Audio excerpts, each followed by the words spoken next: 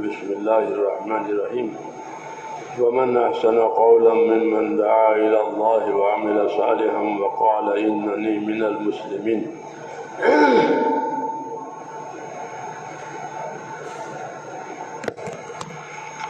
بزرگوں اور پیارے بھائیوں،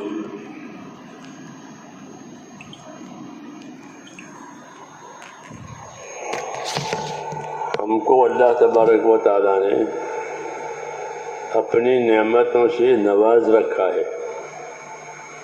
بہت نعمتیں ہماری طرف متوجہ ہیں.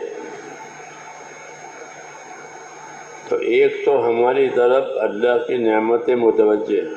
ہر سانس نعمت ہے، جو آوے وہ بھی جاوے وہ بھی.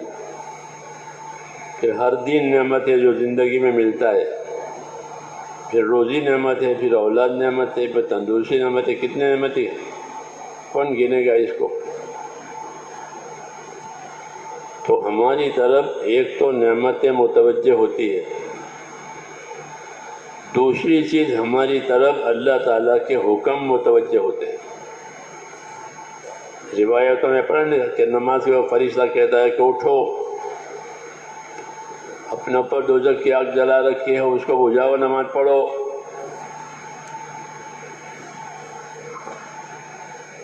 تو ایک تو ہماری طرف اللہ تعالیٰ کی نعمتیں متوجہ ہوتی ہے، تو دوسرے کہ ہماری طرف اللہ تعالیٰ کے حکم متوجہ ہوتے ہیں. تو کیا کرنا ہے کہ نعمتوں میں شکر گزار بننا ہے اور اللہ کے حکموں میں اپنے آپ کو پابند کرنا ہے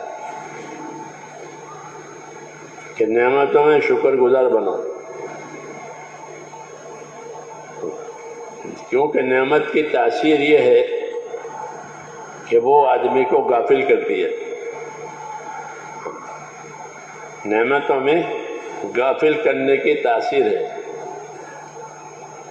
نعمت نہیں ہوتی ہے تو آدمی اللہ کی طرف متوجہ ہوتا ہے، مانگتا ہے، اور جب نعمت آ گئی تو اس میں لگ جاتا ہے، اس کے بڑھانے میں لگ جاتا ہے، اس کے فائدہ اٹھانے میں لگ جاتا ہے.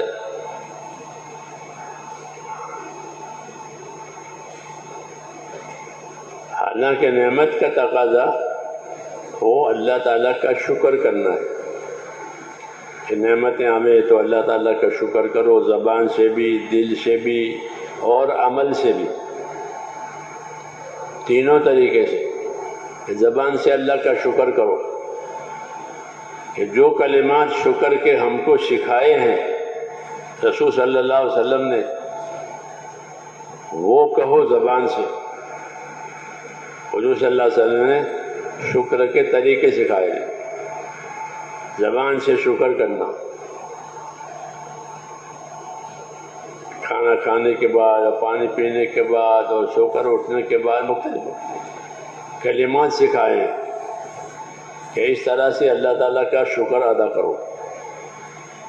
وہ کلمات شکر میں زبان سے ادا کرنے کے لیے.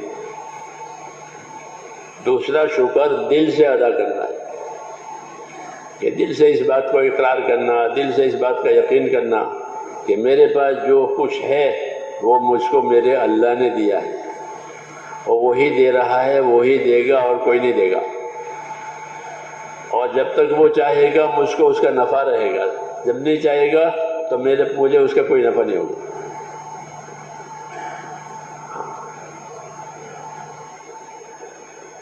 نعمت سے نفع جب ملے گا جب اللہ چاہے گا. اس لیے نعمتوں پر شکر گزار بنو. سب سے بڑی شکر گزاری یہ ہے کہ حق ادا کرے. حق ادا کرنا یہ سب سے بڑا شکر کرنا ہے.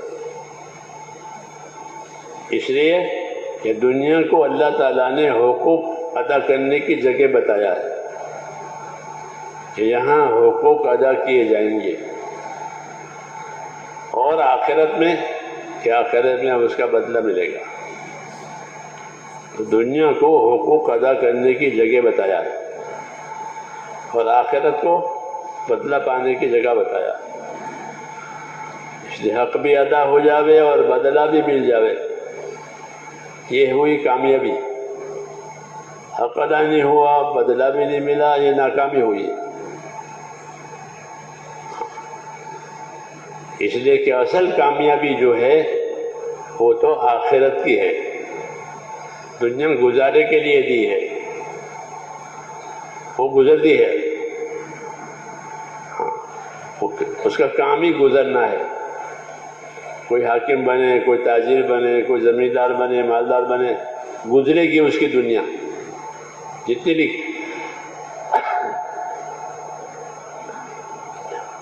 لکھی ہے اتنی ہوگی، وہ گزر جائے گی۔ تو یہ گزارے کی جگہ ہے۔ اور آخرت، کہ آخرت گزارے کی جگہ نہیں ہے، بلکہ آخرت کو دارالقرار بتایا ہے، یہاں رہنا ہی رہنا ہے، جانا نہیں ہے۔ آخرت وَإِنَّ الْآخِرَةَ هِيَ دَارُ الْقَرَارِ، کہ آخرت دارالقرار ہے، وہاں رہنا ہی رہنا ہے، وہاں سے کہیں جانا نہیں ہے۔ کافر کو جانے نہیں دیں گے اور مومن وہاں سے جانا نہیں چاہے گا۔ کافر کو یریدون ان یخرجوا من النار وما هم بخارجین منها ولهم عذاب مقیم، کافر چاہے گا کہ عذاب میں سے نکل جائیں، کہ نہیں نکل سکتے، تمہارے لیے دائمی عذاب ہے۔ اور مومن، کہ مومن اپنی آخرت سے جانا نہیں چاہے گا، لا یبغون عنہا حولا، کہ ایمان والا جب اپنی آخرت میں پہنچ جاتا ہے تو اس کو کامیابیاں نظر آ جاتی ہے کہ میری کامیابی ہے، اللہ مجھ سے راضی ہو گیا ہے، اس لیے وہ وہاں بھی اللہ کا شکر کرتا ہے اور یہاں بھی اللہ کا شکر کرتا ہے۔ یہی زندگی ہے کہ نعمت کو بھی پہچانے، نعمت دینے والے کو بھی پہچانے اور نعمت کا حق بھی پہچانے، نعمت کو بھی پہچانے کہ اللہ نے کتنی بڑی نعمت دی ہے۔ ایک ایک نعمت ان آدمی، ایسی ہے آدمی کے پاس کہ اس کا بدل نہیں ہے، اس کا بدل نہیں ہے۔ اگر وہ ضائع ہو گئی بختم، جیسے آنکھ ضائع ہو گئی، اب کیا کرے گا؟ کان ضائع ہو گئے، کیا کرے گا؟ پھر بدل نہیں ہے، اس کا بے بدل ہے، ہر نعمت بے بدل ہے، اس کو اللہ کا انعام کہتے ہیں، یہ بطور انعام کے دیے نعمتیں، اس لیے یہ نعمتیں دی گئی ہیں تاکہ حق ادا ہو جائے۔ اصل چیز یہی ہے کہ زندگیوں کا تعلق حقوق سے ہے،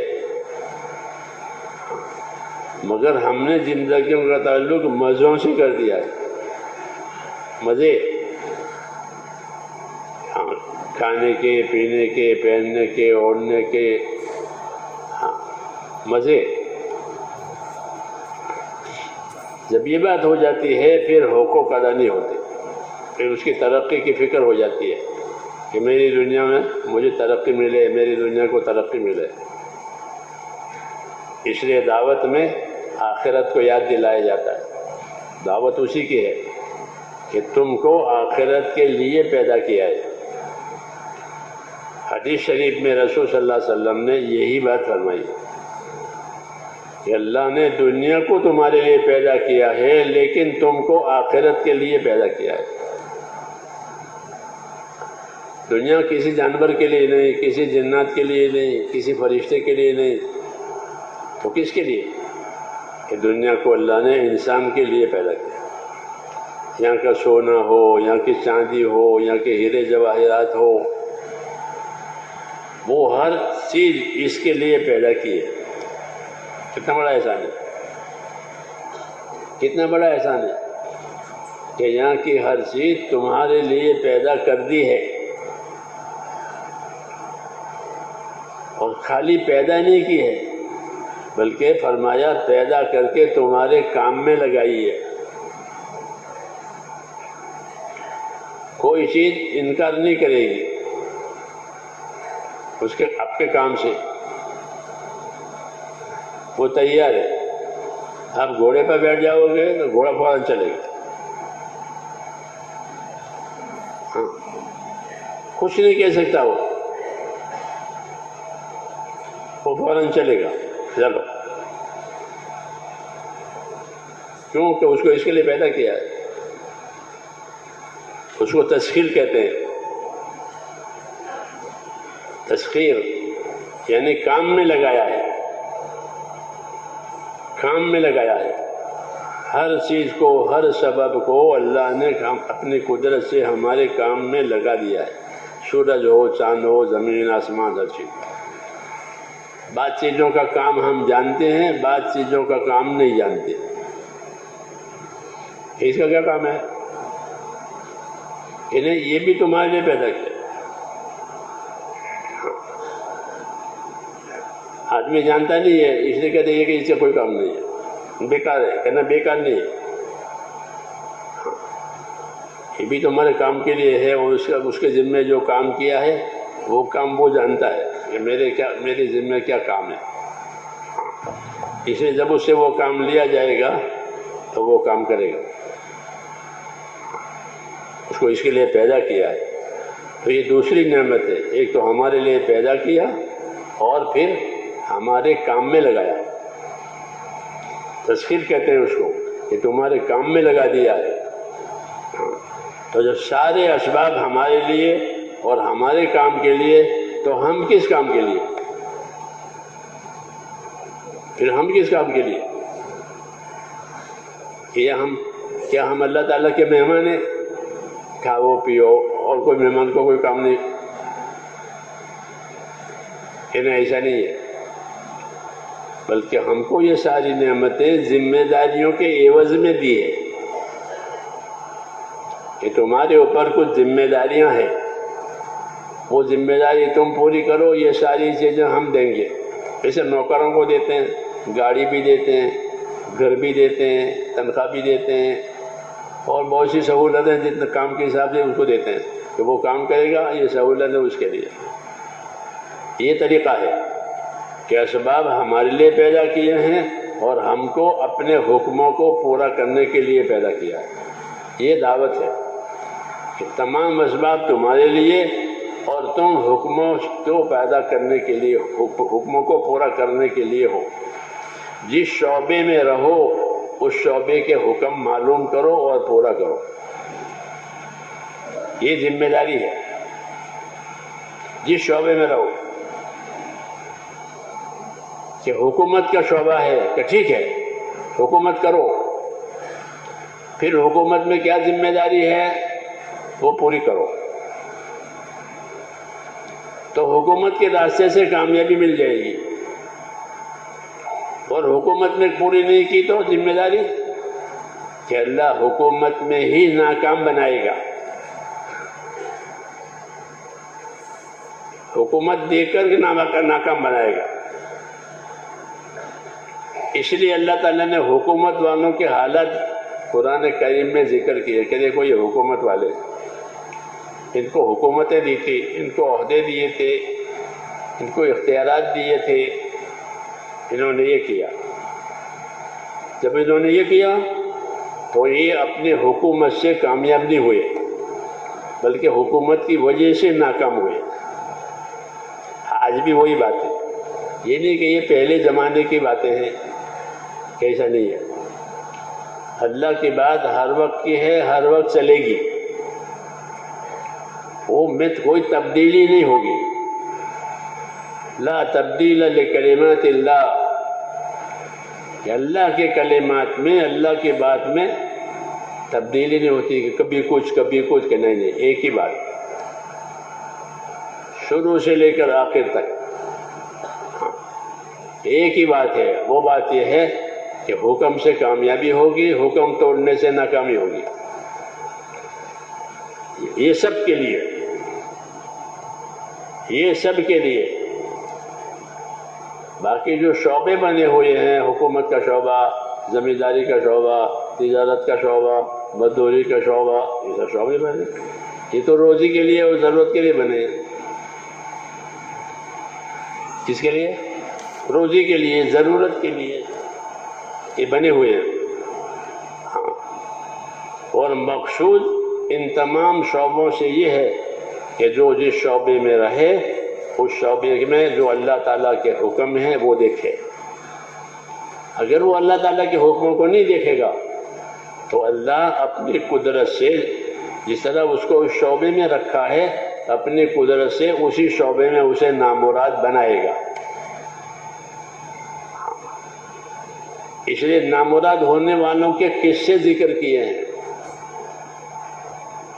نامراد ہونے والوں کے قصے اس لیے ذکر کیے ہیں، یہ نہیں کہ وہ قصے ہو گئے، کہ نہیں ایسا نہیں ہے، بلکہ یہ قصے نہیں ہے، یہ اللہ کی سنت ہے۔ کیا ہے؟ یہ اللہ کی سنت ہے کہ جو حکم نہیں پورا کرے گا وہ نامراد بنے گا، کسی شعبے میں رہے۔ وہ کیسے نامراد ہوگا؟ کہ اللہ اپنی قدرت سے اس کو نامراد بنائے گا۔ سب سے وہ تمام مخلوق کے اوپر اللہ کی قدرت ہے، اور اللہ اپنی قدرت سے تمام مخلوق پر غالب ہے۔ جب چاہیں گے جو چاہیں گے اللہ کریں گے۔ ہاں یہ الگ بات ہے کہ اللہ تعالیٰ اپنا فیصلہ کرنے میں ڈھیل کرتے ہیں، دیر کرتے ہیں، فوراً نہیں کرتے، دیر کرتے ہیں، اور دیر کرنے میں حکمت ہوتی ہے۔ حکمت کیا؟ کہ آج صحیح، آج رجوع، آج ٹھیک ہو جاوے، کل ٹھیک ہو جاوے، پرسوں ٹھیک ہو جاوے۔ ڈھیل اس لیے دی جاتی ہے کہ یہ ٹھیک ہو جاوے۔ جب ٹھیک نہیں ہوتا تو پھر ترتیب چلتی ہے کہ ان کو ہلکی پریشانیوں میں ڈالتے ہیں۔ قاعدہ ہے یہ کہ اللہ تعالیٰ اپنی بات پہنچائے گا، اپنی چیز سامنے رکھے گا۔ اب جو نہیں قبول کرتا ہے، نہیں چلتا ہے، تو ایک مدت تک اس کو مہلت دیں گے کہ آج صحیح ہو جاوے، کل صحیح ہو جاوے۔ پھر نہیں ہوتا تو کہ اب اس کے لیے سزا کا دروازہ کھلتا ہے۔ پہلے ادنا درجے کی سزا دیتے ہیں۔ کیا کرتے ہیں؟ اپنی قدرت سے وَلَنُذِيقَنَّهُمْ ہاں من العذاب الاکبر دون ہاں کہ پہلے ادنا عذاب سکھائیں گے اکبر عذاب سے پہلے۔ تو جب بات وہ آدمی بگاڑ دیتا ہے اللہ تعالیٰ کی، حاکم بن کر، تاجر بن کر، مالدار بن کر، غریب بن کر، جو بن کر ہو، تو ایسا نہیں ہے کہ اللہ غافل ہے، یار عاجز ہے کہ میں تو کچھ کر نہیں سکتا ہوں، کیا کرے، یہ تو حاکم بن گیا، یہ تو تاجر بن گیا، مالدار بن گیا، بیٹا بالغ ہو گیا، زبان ہو گیا، باپ کا میں کیا کروں، اب تو بڑا ہو گیا۔ ایسا ہے؟ ایسا نہیں ہے، ایسا نہیں ہے، بلکہ آدمی جس سطح پر بھی جاوے اس کی حالت اللہ تعالیٰ کی قدرت کے نیچے ہے۔ وَهُوَ الْقَاهِرُ فَوْقَ عِبَادِهِ کہ اللہ اپنے بندوں پر ہر وقت غالب اور قادر ہے، اس لیے ہر ایک کو موت دیتے ہیں۔ کیا دیتے ہیں؟ ہر ایک کو موت دیتے ہیں، اور موت سے کوئی چھوٹتا نہیں ہے، حفاظت بھی کرتے ہیں اور موت بھی دیتے ہیں۔ نظام ہے اللہ تعالیٰ کا۔ تو اللہ اپنی قدرت سے ہر ایک کے اوپر غالب ہے۔ شعبے جو بنائے ہوئے ہیں وہ امتحان کے لیے بنائے ہیں۔ حاکم بنایا، تاجر بنایا، مالدار بنایا، غریب بنایا، تھوڑی تعداد دی، بڑی تعداد دی، یہ شعبے کہلاتے ہیں۔ یہ کیوں بنائے ہیں؟ کہ اس میں رکھ کر اللہ تعالیٰ دیکھیں گے کہ یہ کیسے چلتے ہیں۔ شعبے مقصود نہیں ہوتے بلکہ اس کے اندر کے عمل مقصود ہوتے ہیں۔ اس لیے اگر حاکم بنے ہیں اور حکومت کا شعبہ سنبھالا ہے تو حکومت کے شعبے کی ذمہ داری پوری کریں گے تو اسی راستے سے کامیاب ہو جائیں گے۔ اللہ تعالیٰ نے نبیوں کو بھی حاکم بنایا تھا، سلیمان علیہ السلام بادشاہ تھے، داؤد علیہ السلام بادشاہ تھے، یوسف علیہ السلام حاکم تھے۔ یہ حضرات حاکم ہوئے ہیں، انہوں نے حکومتوں کے شعبے سنبھالے،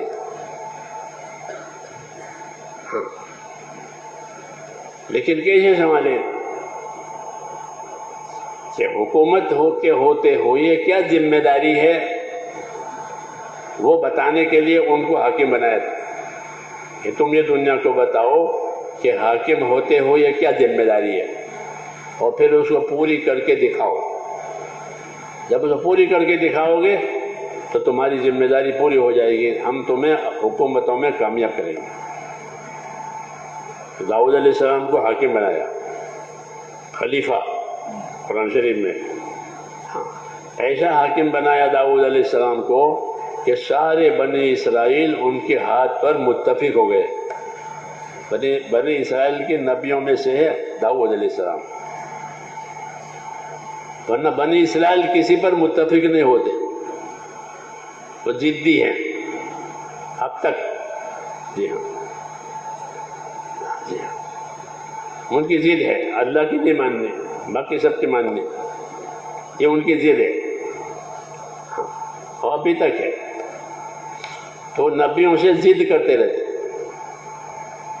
لیکن داؤد علیہ السلام کے ہاتھ پر کسی نے ضد نہیں کی، سب ان کی تابعداری میں آ گئے، ایسا حاکم بنایا۔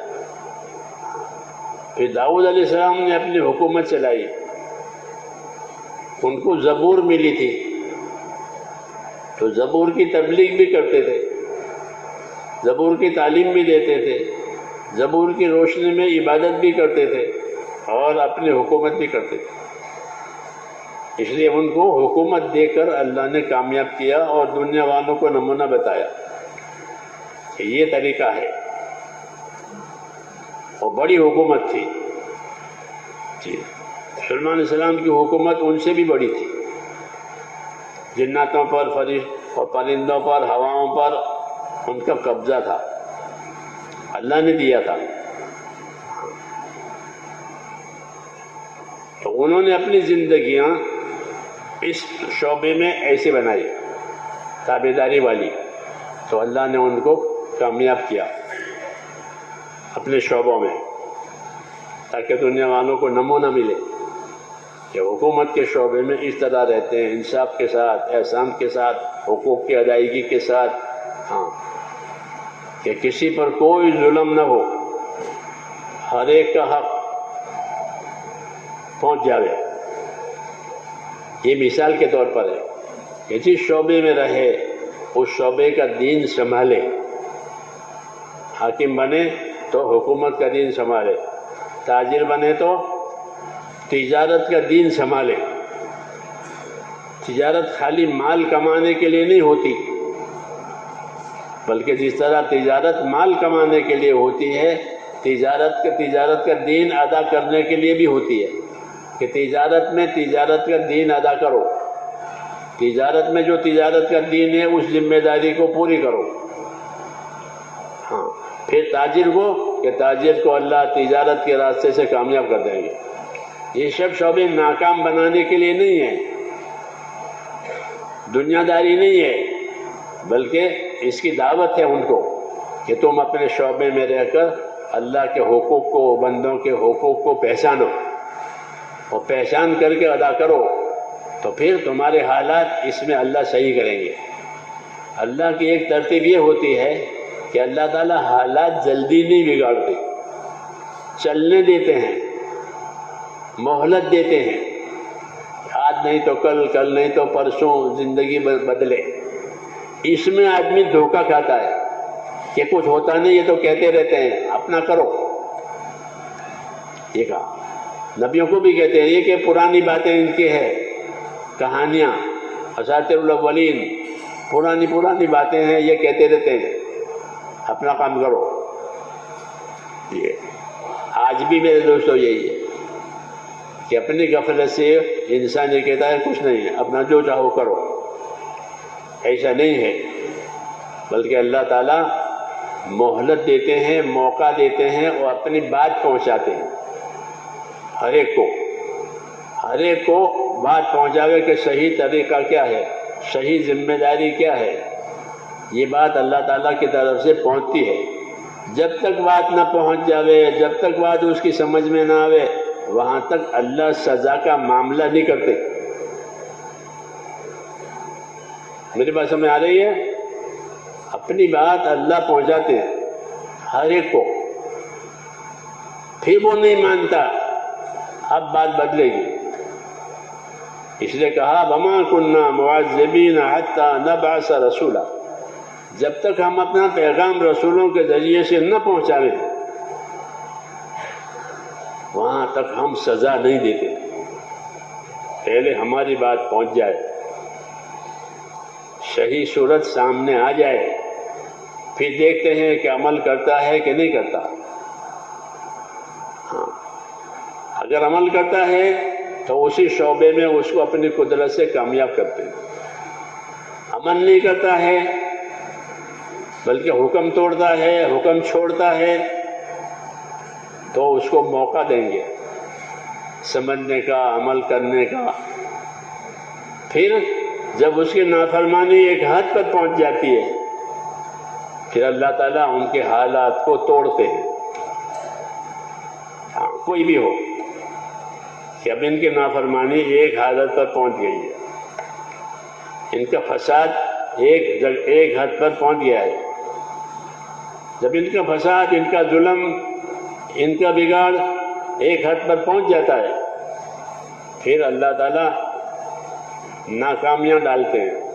پہلے ادنا درجے کی ناکامی ڈالیں گے تاکہ سمجھ جائے. موسیٰ علیہ السلام کو اللہ تعالیٰ نے حاکموں کے لیے بنایا تھا، اپنی قوم کے لیے بھی اور حکومت والوں کے لیے بھی. دعوت کہ ان کو بات جا کے سمجھاؤ، ان کو زندگی کی ذمہ داری سمجھاؤ. ہاں، یہ فرعون ہے، یہ حامان ہے، یہ قارون ہے، یہ ملک و مال والے کہلاتے ہیں. دنیا کی ترقی کے دو ہی باتیں ہیں، ملک ہو اور مال ہو، عہدے ہو مال ہو، عہدے ہو مال ہو. یہ دو چیزیں دنیا کی ترقی کی سب سے بڑی چیز ہے کہ مال مل گیا، عہدے مل گئے تو آدمی اس کو آخری ترقی سمجھتا ہے. موسیٰ علیہ السلام کے زمانے میں یہ دونوں تھے، مال والا بھی تھا اور عہدے والا بھی تھا. مال والا قارون تھا، مال والا قارون تھا. قارون کو کیا تبلیغ ہوئی؟ قارون کو کیا تبلیغ ہوئی؟ قارون کو یہ تبلیغ ہوئی کہ تو اپنی دنیا سے آخرت بنا لے. یہ نہیں کہا کہ تیرا مال مجھے دے دے، ایسا کہا تھا کہ نبی ایسا نہیں کہہ سکتا کہ تیری چیز مجھے دے دے. حاکم تو کہے گا کہ تیرا ہے وہ ہمارا ہے. تاجر بھی دوسروں سے اپنا مال کمانا، یہ نبی نہیں کہے گا. نبی زندگی کی ذمہ داری سمجھائے گا. تبلیغ اس کو کہتے ہیں. تبلیغ کس کو کہتے ہیں؟ چلے میں چلے جانے کو کہ نہیں، تبلیغ کہتے ہیں زندگی کی ذمہ داری سمجھ کر پورا کرنے کو کہ میری زندگی کی کیا ذمہ داری ہے، میں جس حال میں ہوں اس حال کی کیا ذمہ داری ہے، اس کو سمجھنا، اس کو سمجھانا، یہ تبلیغ. تو قارون کے پاس مال تھا، موسیٰ علیہ السلام کا رشتہ دار تھا، رشتہ داری تھی، اس کے پاس مال تھا، تو اس کو مال کی لائن کی تبلیغ کی. کیا تبلیغ کی؟ یہ تبلیغ کی کہ وَابْتَغِ فِيمَا آتَاكَ اللَّهُ الدَّارَ الْآخِرَةَ وَلَا تَنْسَ نَصِيبَكَ مِنَ الدُّنْيَا وَأَحْسِنْ كَمَا أَحْسَنَ اللَّهُ إِلَيْكَ وَلَا تَبْغِ الْفَسَادَ فِي الْأَرْضِ. یہ تبلیغ ہے اس کی. آج بھی تمام مالداروں کو یہی تبلیغ ہے، تمام مالداروں کو وہی تبلیغ ہے جو ان سے کہی گئی. اس لیے قرآن میں یہ آیتیں اتاری ہے کہ مالدار ہو گئے کہ ٹھیک ہے، مالداری کا دین مالداری کا دین بناؤ. کہ مالداری کا کیا دین ہے؟ کہ مالداری کا دین یہ ہے کہ اپنی دنیا سے آخرت بناؤ. کیا بناؤ؟ اپنی دنیا سے آخرت بنا لو، اپنی دنیا سے آخرت کما لو. وابتغی فیما آتاک اللہ الدار الآخرہ، یہ اسے کہا گیا تھا کہ جو دنیا تجھ کو اللہ نے دی ہے اس سے اپنی آخرت بنا لے. آج بھی یہی بات کہی جائے گی، یہ بات بدلتی نہیں ہے، یہ بات بدلتی نہیں ہے. ایک ہی بات. ایک بات اور بھی ہے کہ وہ غلط اعمال جو پہلے زمانے میں تھے، یہ غلط اعمال بھی ہر زمانے میں چلتے رہیں گے. وہ اعمال بھی نہیں بدلتے، ہر زمانے میں وہی ہوتے ہیں. جیسے حاکموں کا ظلم، تو وہ ہر زمانے میں ہے. فرعون کا ظلم بہت زیادہ تھا، بہت زیادہ. یہ پرانی بات ہے کہ ان کے اعمال ہر زمانے میں رہیں گے، غلط اعمال. کہ وہ لوگ ظلم کا راستہ لیں گے، انصاف کا راستہ، حقوق ادا کرنے کا راستہ یہ نہیں لیں گے. تو اللہ ان کی تبلیغ کے لیے رسول بھیجتا تھا. موسیٰ علیہ السلام نے جا کر اس کو بتا کہ تیرا پروردگار اللہ ہے، تو اللہ کی بات قبول کر اور اللہ کے مخلوق پر ظلم نہ کر. میں تجھے صحیح راستہ بتانے کے لیے آیا ہوں، میری بات مان. یہ دعوت دی اس کو. اس نے یہ دعوت کو رد کیا اور قبول نہیں کیا، اور لوگوں کو یہ سمجھایا کہ یہ جادوگر ہے. یہ کیا ہے؟ یہ جادوگر ہے، یہ جادو سے ہم پر قبضہ کرنا چاہتا ہے، ہماری حکومت لینا چاہتا ہے. جو چیز ہمارے پاس ہے اس پر قبضہ کرنا چاہتا ہے. ہمیشہ یہ لوگ اسی طرح ڈرتے رہتے کہ ہماری چیز یہ لے لیں گے. ہاں، تو یہ کہا کہ یہ دونوں بھائی ہمارے اوپر قبضہ کرنا چاہتے ہیں، اس لیے کوئی ان کی بات نہ سنے. یہ پاگل ہیں، یہ پاگل ہیں، یہ جادوگر ہیں، ان میں عقل نہیں ہے. یہ بات باطل کا ایک طریقہ یہ ہوتا ہے کہ وہ حق والوں کی اہمیت گھٹاتے ہیں تاکہ لوگ ان کی بات نہ مانیں. ہاں، ان کی اہمیت گھٹاؤ، ان کو بدنام کرو. یہ طریقہ ہے ہر زمانے میں کہ حق والوں کو بدنام کرو تاکہ لوگ ان سے کٹے رہے. ہاں، کیونکہ لوگ تو تحقیق کرتے نہیں ہیں. تو یہ کرتے ہیں کہ موسیٰ جادوگر ہے، یہ جادوگر ہے، اس کے ہاتھ پر معجزے ظاہر ہوتے تھے، یہ جادوگر ہے اور یہ ہماری حکومت پر قبضہ کرنا چاہتا ہے، یہ اور اس کا بھائی. ہاں، اس لیے تم لوگ اس سے ہوشیار رہو. حالانکہ کوئی نبی جو دنیا میں آیا ہے اس نے کبھی دنیا والوں سے ان کی دنیا پر نگاہ ہی نہیں ڈالی کہ مجھے تیری دنیا چاہیے، کہ ہم کو تمہاری دنیا نہیں چاہیے، تمہاری دنیا اپنے پاس رکھو.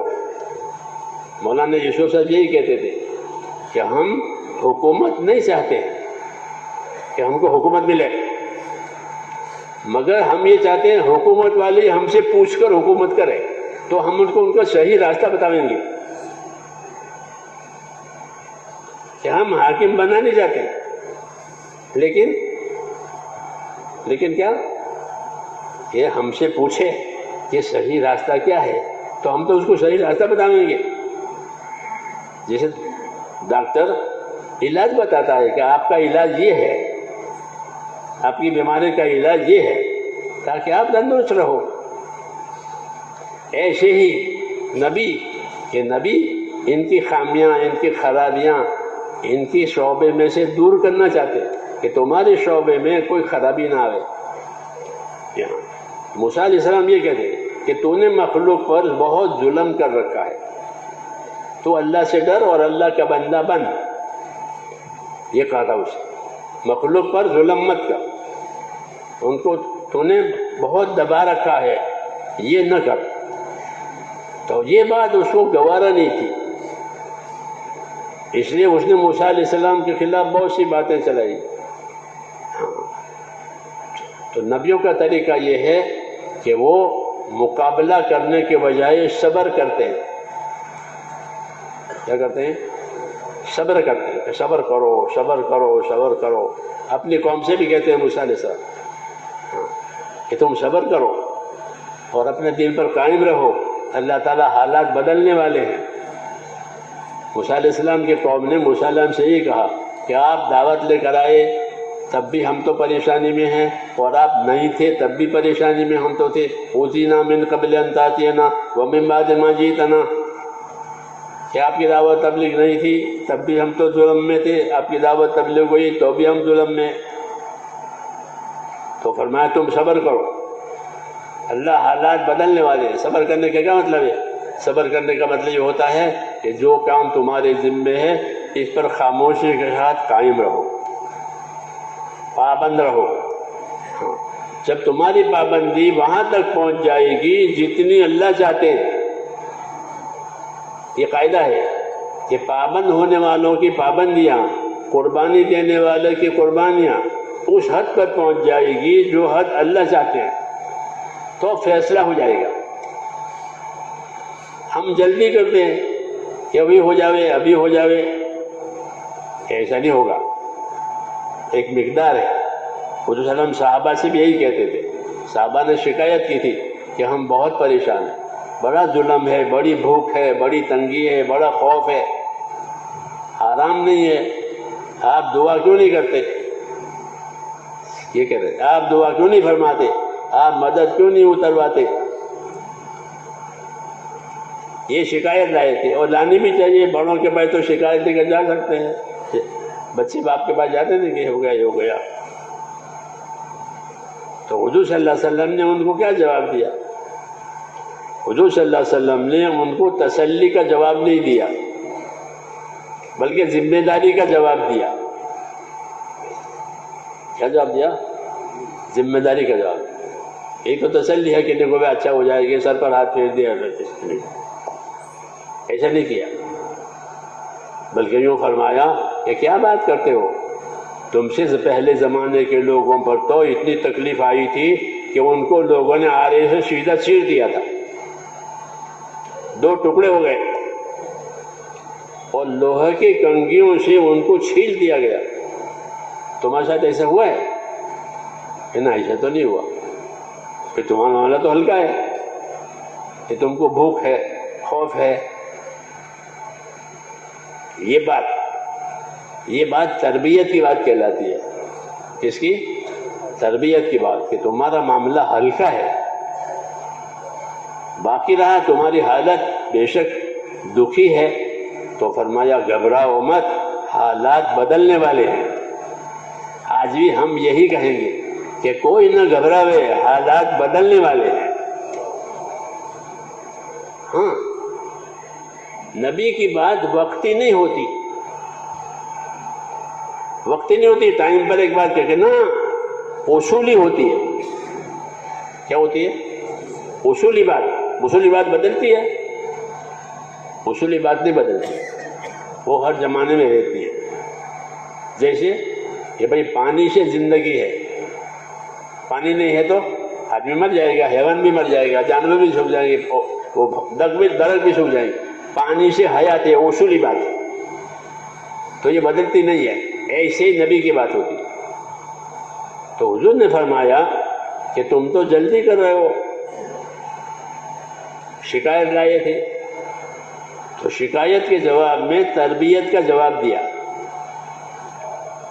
کہ تم سے پہلے زمانے کے لوگوں کو تو اتنی ایذا ہوئی کہ ان کو چیرا ہے آرے سے، اور لوہے کی کنگھیوں سے ان کو چھیلا ہے۔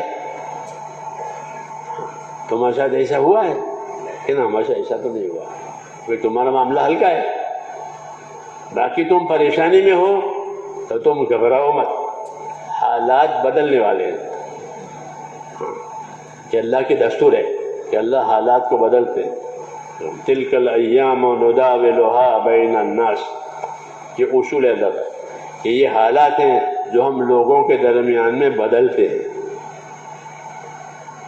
کسی کو اوپر لے گئے، پھر اس کو نیچے لائے، تو بچے وہ جھولے ہوتے ہیں نا، جھولے وہ یوں ہو جاتے ہیں. یوں بچے کھیلتے ہیں تو وہ بچے اوپر چلے گئے، اور نیچے والے دیکھو ہم اوپر آ گئے، پھر نیچے والے اوپر چلے جاتے تو وہ کہتے دیکھو ہم اوپر آ گئے. یہ مثال ہے، تداول ایام اس کو کہتے ہیں. کیا کہتے ہیں؟ تلک الایام نداولها بین الناس، کہ یہ حالات ہیں جو ہم لوگوں کے درمیان میں بدلتے رہتے ہیں. یہ قانون ہے کہ اوپر لے گئے اللہ، پھر تو اب نیچے بھی لائیں گے. تو حالات کا بدلنا اور حالات کا ہونا یہ اصل نہیں ہے، یہ تو امتحان کے لیے اللہ تعالیٰ حالات لاتے ہیں کہ لوگ اس حال میں رہ کر کیا عمل کرتے ہیں. اگر ان کے عمل صحیح ہوتے ہیں تو ان کا نتیجہ اللہ صحیح لاتا ہے، اگر ان کے عمل غلط ہوتے ہیں تو پھر ان کا نتیجہ ایسا آتا ہے جو ان کو بھگتنا پڑتا ہے. یہ کیوں کہ انہوں نے زندگی اپنی اس شعبے میں ایسی بنائی، نبی نے جو راستہ بتایا تھا وہ نہیں کیا، تو ایک مدت تک چلنے دیتے ہیں، یہاں تک کہ وہ یہ سمجھتا ہے کہ کچھ نہیں ہوگا، جو ہم چاہیں گے وہ ہوگا. تو یہ اپنے مال میں، اپنے عہدوں میں، اپنی چیزوں میں بگڑتے ہیں، اور جب ان کا بگاڑ حد پر پہنچ جاتا ہے تو پھر اللہ تعالیٰ ان پر اپنی قدرت کا ہاتھ ڈالتے ہیں. یہ ہوتا ہے. اس طرح قربانی والے بھی کہ جو بگڑتے نہیں ہیں بلکہ اپنے آپ کو بناتے ہیں، ایمان کے راستے سے، اعمال کے راستے سے، اخلاق کے راستے سے، قربانی کے راستے سے اپنے آپ کو بناتے ہیں، اور اس میں وہ اپنے آپ کو چلاتے ہیں اور مال جان لگاتے ہیں. ان کا مال جان لگنا جب ایک حد پر پہنچ جاتا ہے، جو حد اللہ چاہتے ہیں، تو پھر اب فیصلہ ان کے حق میں آتا ہے. یہ طریقہ ہے. حضور صلی اللہ علیہ وسلم نے صحابہ کو یہ طریقہ بتایا کہ تم تو جلدی کرتے ہو، حالات بدلنے والے ہیں، حالات بدلنے والے ہیں، تم جلدی کر رہے ہو. اللہ اپنی ترتیب سے حالات کو بدلے گا، تم جلدی نہ کرو. تو ایسا ہوتا ہے. تو بدلنے کے مطلب ہے کہ بگڑنے والوں کا بگاڑ اپنے حد پر پہنچ گیا کہ اب اللہ ان کو نہیں چھوڑے گا. فَلَمَّا آسَفُونَا انتَقَمْنَا مِنْهُمْ فَأَغْرَقْنَاهُمْ أَجْمَعِينَ.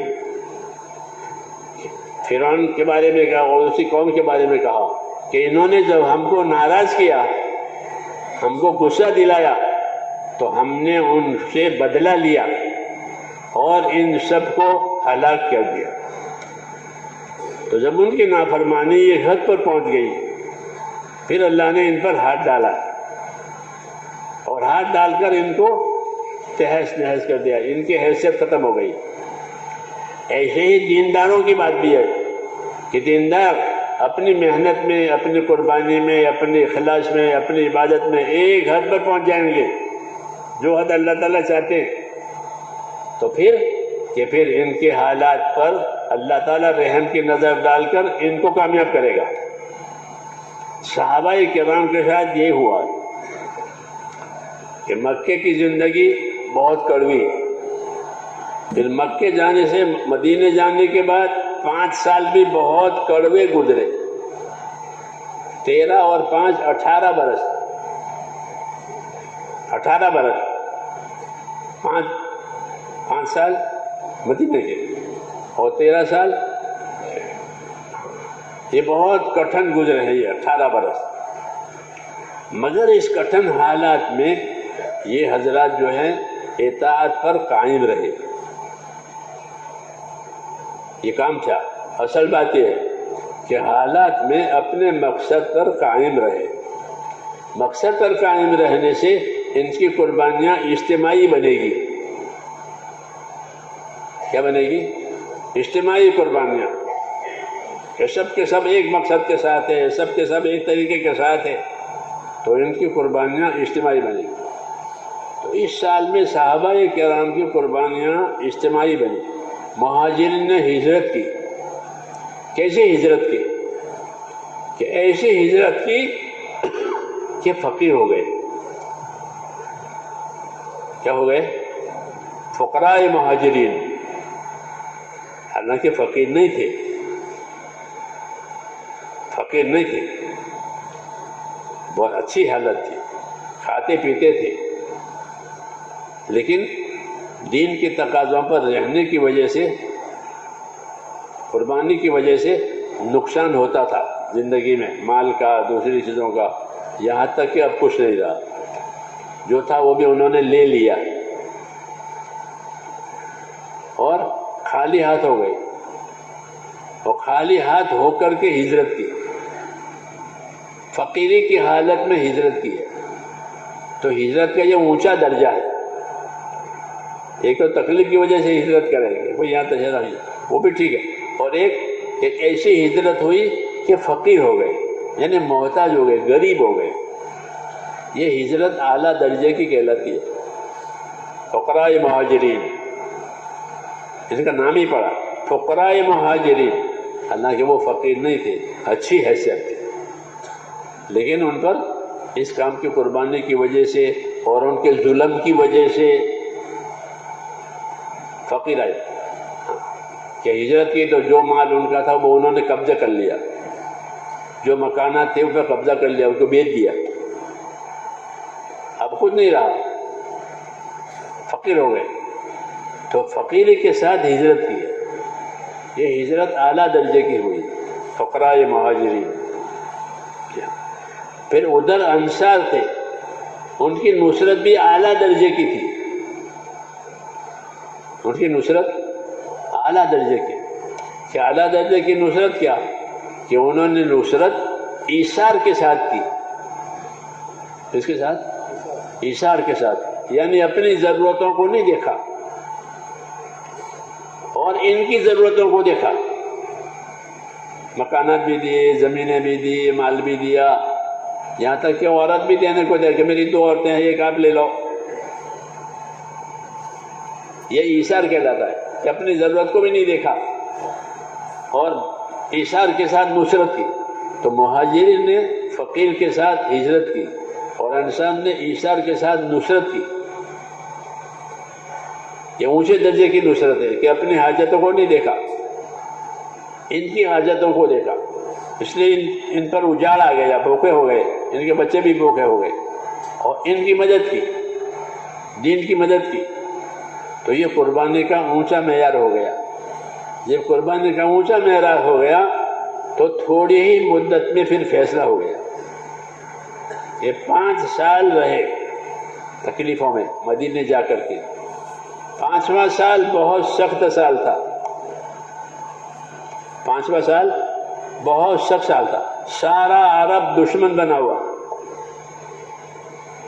سارا عرب دشمن، ایک طرف سے ایسے حالات کہ ہر کوئی ان کو مٹانا چاہتا ہے، ہر کوئی ان کو اجاڑنا چاہتا ہے، ان کو مٹاؤ، ان کو اجاڑو، ہر کوئی۔ ادھر یہود رہتے تھے مدینے میں، 3 قبیلے تھے بڑے بڑے یہود کے، اور بڑے مالدار تھے، وہ شاہکار لوگ، ایسے دیتے تھے لوگوں کو سود پر، جس سے لوگ ان کے دباؤ میں نیچے رہتے تھے۔ ان کا یہ کام تھا کہ وہ رسول صلی اللہ علیہ وسلم کے خلاف فضا بگاڑتے تھے۔ ان کو آپ صلی اللہ علیہ وسلم سے حسد تھا۔ کیا تھا؟ حسد، ہاں، اندر سے، اور انہوں نے طے کیا تھا کہ اس کا کام چلنے نہیں دیں گے۔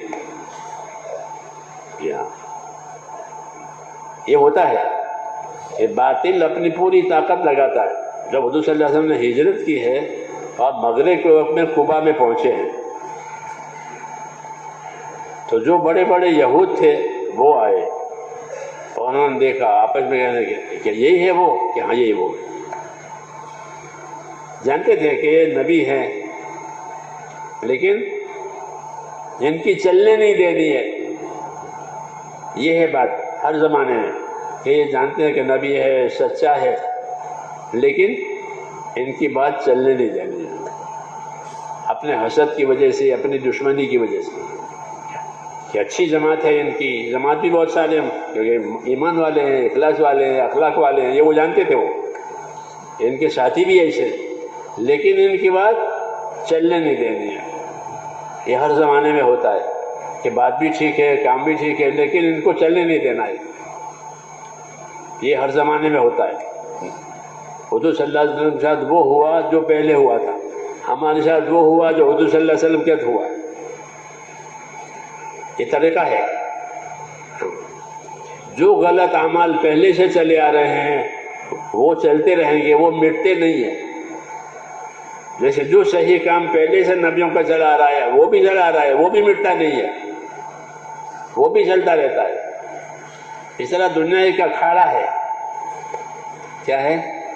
صحیح والوں کا اور غلط والوں کا. کہ وہ غلط والے غلط چلائیں گے تو صحیح والے اپنی صحیح چلائیں، صبر کے ساتھ، نرمی کے ساتھ، اخلاق کے ساتھ یہ چلاؤ. چھوڑے نہیں اپنی بات، چھوڑے نہیں اپنا کام، تو پھر ان کی قربانیاں بڑھتے بڑھتے بڑھتے ایک مقدار پر پہنچتی ہے جو اللہ چاہتے ہیں. جب اس مقدار پر پہنچ جائے گی تو حالات کو اللہ اپنے قدرت سے بدل دے گا. یہ طریقہ ہے. یہی بات حضور صلی اللہ علیہ وسلم اپنے ساتھیوں کو سمجھانا چاہتے تھے کہ تم جلدی کر رہے ہو، حالات بدلنے والے ہیں. آج بھی یہی بات کہی جائے گی کہ تم جلدی نہ کرو، اپنا کام پورا کر کے اللہ تعالیٰ کو بتاؤ اخلاص کے ساتھ، دعاؤں کے ساتھ. پھر آج بھی وہی اللہ ہے جو اس وقت تھا. جس طرح اس وقت اپنی قدرت سے کیا تھا، آج بھی وہ اپنی قدرت سے کرنے والا ہے. وہ تو یہ سمجھانا چاہتے ہیں کہ تم تو جلدی کر رہے ہو، حالات بدلنے والے ہیں. آج بھی یہی بات کہی جائے گی کہ تم جلدی نہ کرو، حالات کیسے بدلیں گے کہ ہم نہیں جانتے. ہم نہیں جانتے، ہمارے پاس کوئی علم نہیں ہے، اللہ اپنی قدرت سے کرے گا. تو حضور صلی اللہ علیہ وسلم نے اپنے صحابہ کرام کو اپنی ذمہ داریوں پر قائم رہنے کی تلقین کی کہ جو جو ذمہ داری تمہارے اوپر ڈالی گئی ہے دین کے لحاظ سے، عبادت کی، اطاعت کی، نصرت کی اور محنت کی، اس پر تم قائم رہو. جب اس پر تمہاری محنت ایک حد کو پہنچ جائے گی تو پھر اللہ تعالیٰ کا فیصلہ آئے گا. کیا فیصلہ آئے گا کہ ہم نہیں جانتے، لیکن آئے گا.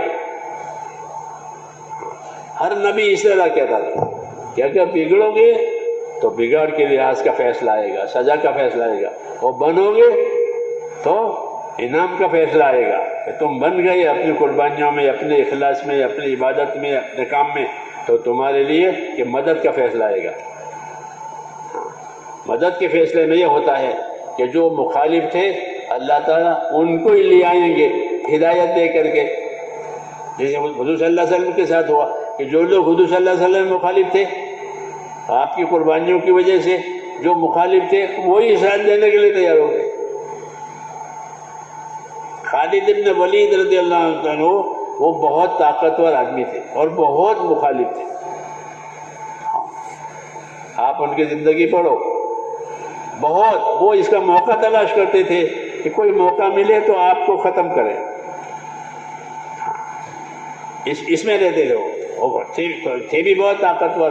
اللہ تعالیٰ نے ان کو بڑی طاقت دی تھی. موتا کی جنگ میں 6 تلواریں ان کے ہاتھ سے ٹوٹی ہے. تلوار ٹوٹے، لکڑی کی ہوتی ہے نا، وہ تو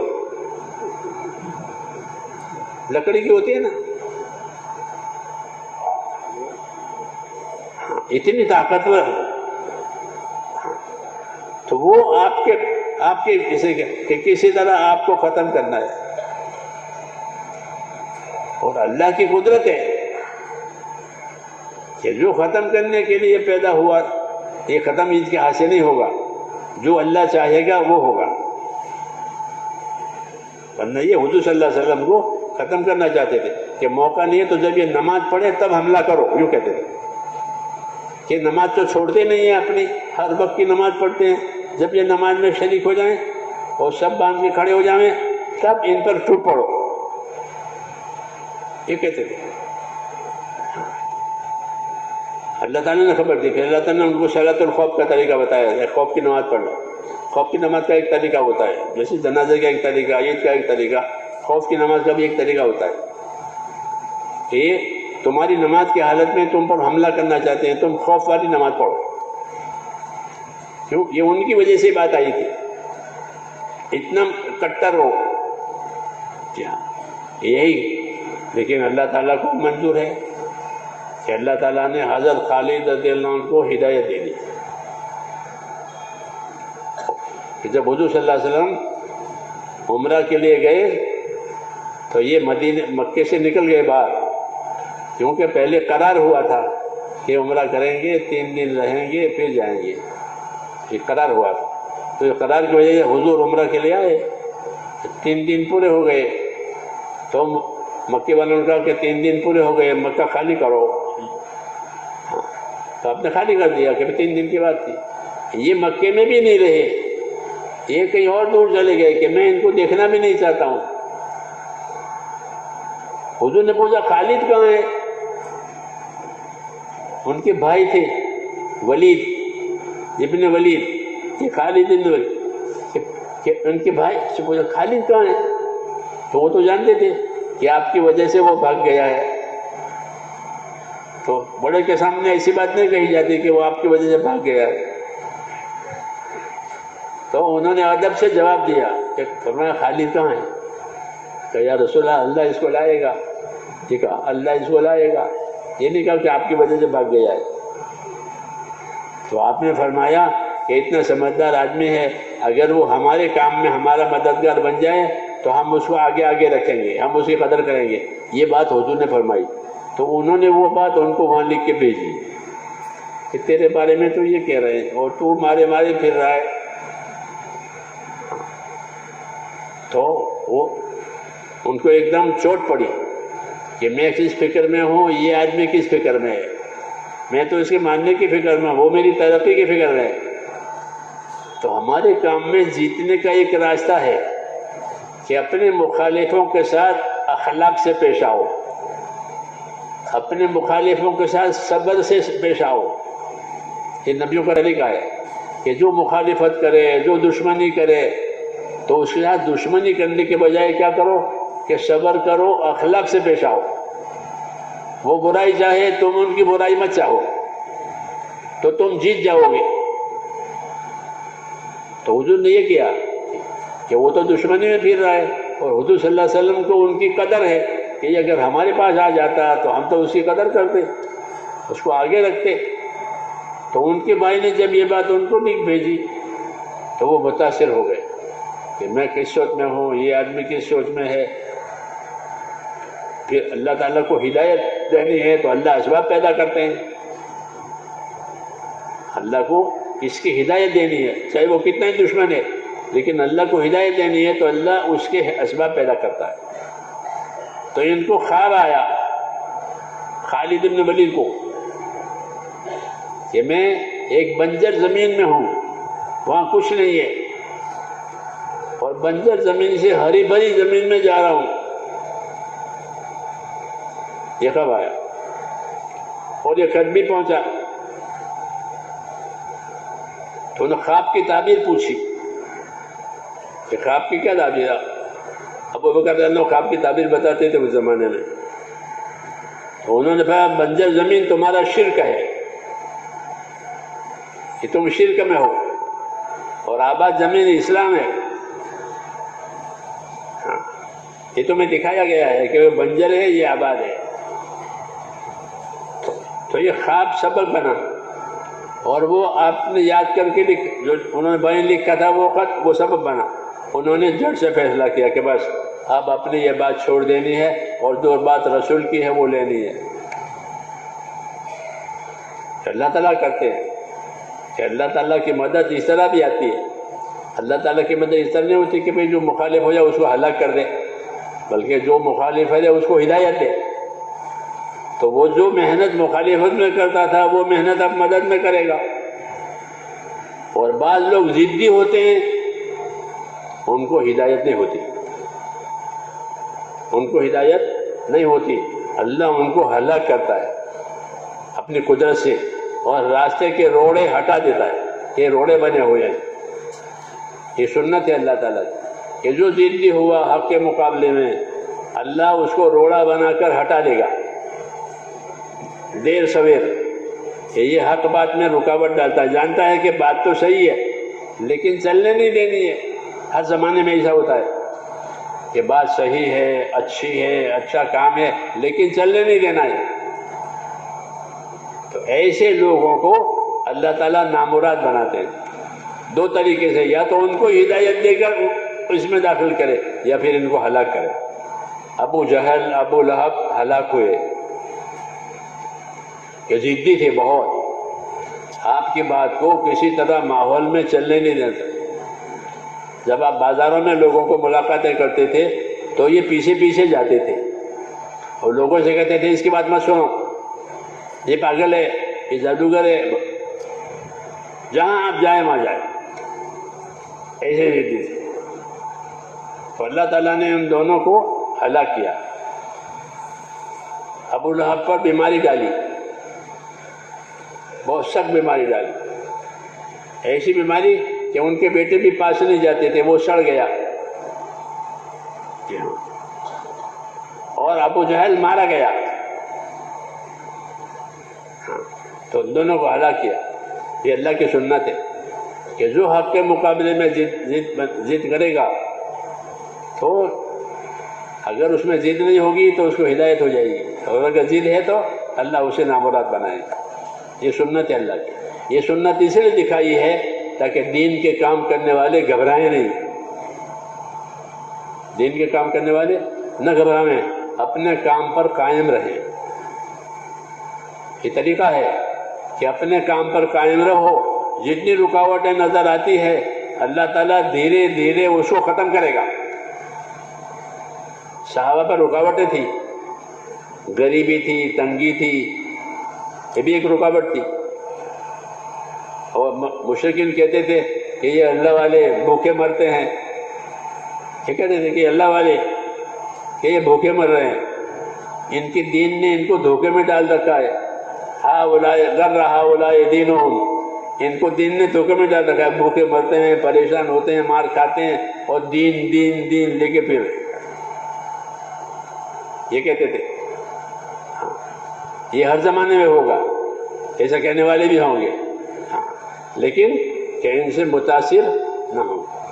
بات ہماری صحیح ہے، اللہ نے ہم کو دی ہے، اس لیے اس پر یقین کرنا بھی ضروری ہے کہ ہماری بات صحیح ہے، ہمارا کام صحیح ہے، ہمارا دین صحیح ہے، یہ غلط نہیں ہے۔ یہ غلط نہیں ہے، ان کو غلط فہمی ہوئی ہے یا ان کو ضد ہے، اس لیے ہم اپنا کام کریں گے۔ طریقہ یہی ہے کہ اپنا کام کرو اور صحیح کرو۔ کیا کرو؟ صحیح کرو اور پورا کرنے کی کوشش کرو کہ تمہارا کام پورا ہو جائے جتنا اللہ چاہتے ہیں۔ جب یہ پورا ہو جائے گا تو یہ پورا ہو جائے گا تو اللہ تعالیٰ کا فیصلہ آئے گا۔ کیا فیصلہ آئے گا وہ نہیں جانتے۔ ہر نبی کا کام پورا ہوا تو فیصلہ آیا ہے۔ آپ قرآن شریف پڑھتے ہو نہیں؟ فلما جاء امرنا، آیا فیصلہ، نوح علیہ السلام کا کام پورا ہو گیا تو فیصلہ آیا۔ کیا فیصلہ آیا؟ کہ پانی ابلا، عذاب کا پانی۔ یہ کب آیا؟ کہ جب کام پورا ہو گیا۔ جب کام پورا ہو گیا تو فیصلہ آئے گا۔ جب عذاب کا پانی آیا، آسمان سے بھی اور زمین سے بھی، اور پانی نے عذاب بن کر سب کو گھیر لیا، اس کو ہر نبی کے ساتھ۔ فلما جاء امرنا فارت تنور، فلما جاء امرنا جعلنا علیہا سافلہا، لوط علیہ السلام کے ساتھ کہ جب ہمارا فیصلہ آیا تو ہم نے ان کے بستی کو اوپر نیچے کر دیا، یعنی ان کی بستی کی زمین کو جو نیچے جا کر پھر نیچے بھاگ دیا۔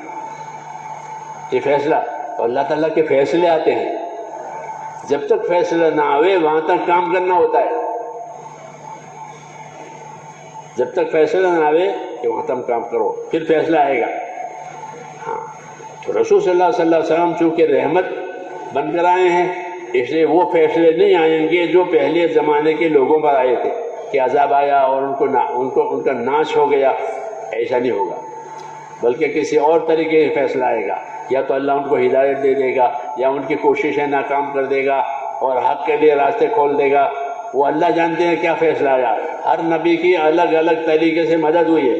نوح علیہ السلام کی مدد پانی سے ہوئی کہ ان کی قوم کو پانی کے عذاب میں ہلاک کیا. ہود علیہ السلام کا فیصلہ ہوا سے آیا کہ ان کے لیے اللہ نے ہوا بھیجی. جو لوگ نافرمان تھے اللہ نے تیز ہوا سے ان کو ہلاک کر دیا اور پچھاڑ دیا، تو وہاں ہوا آئی.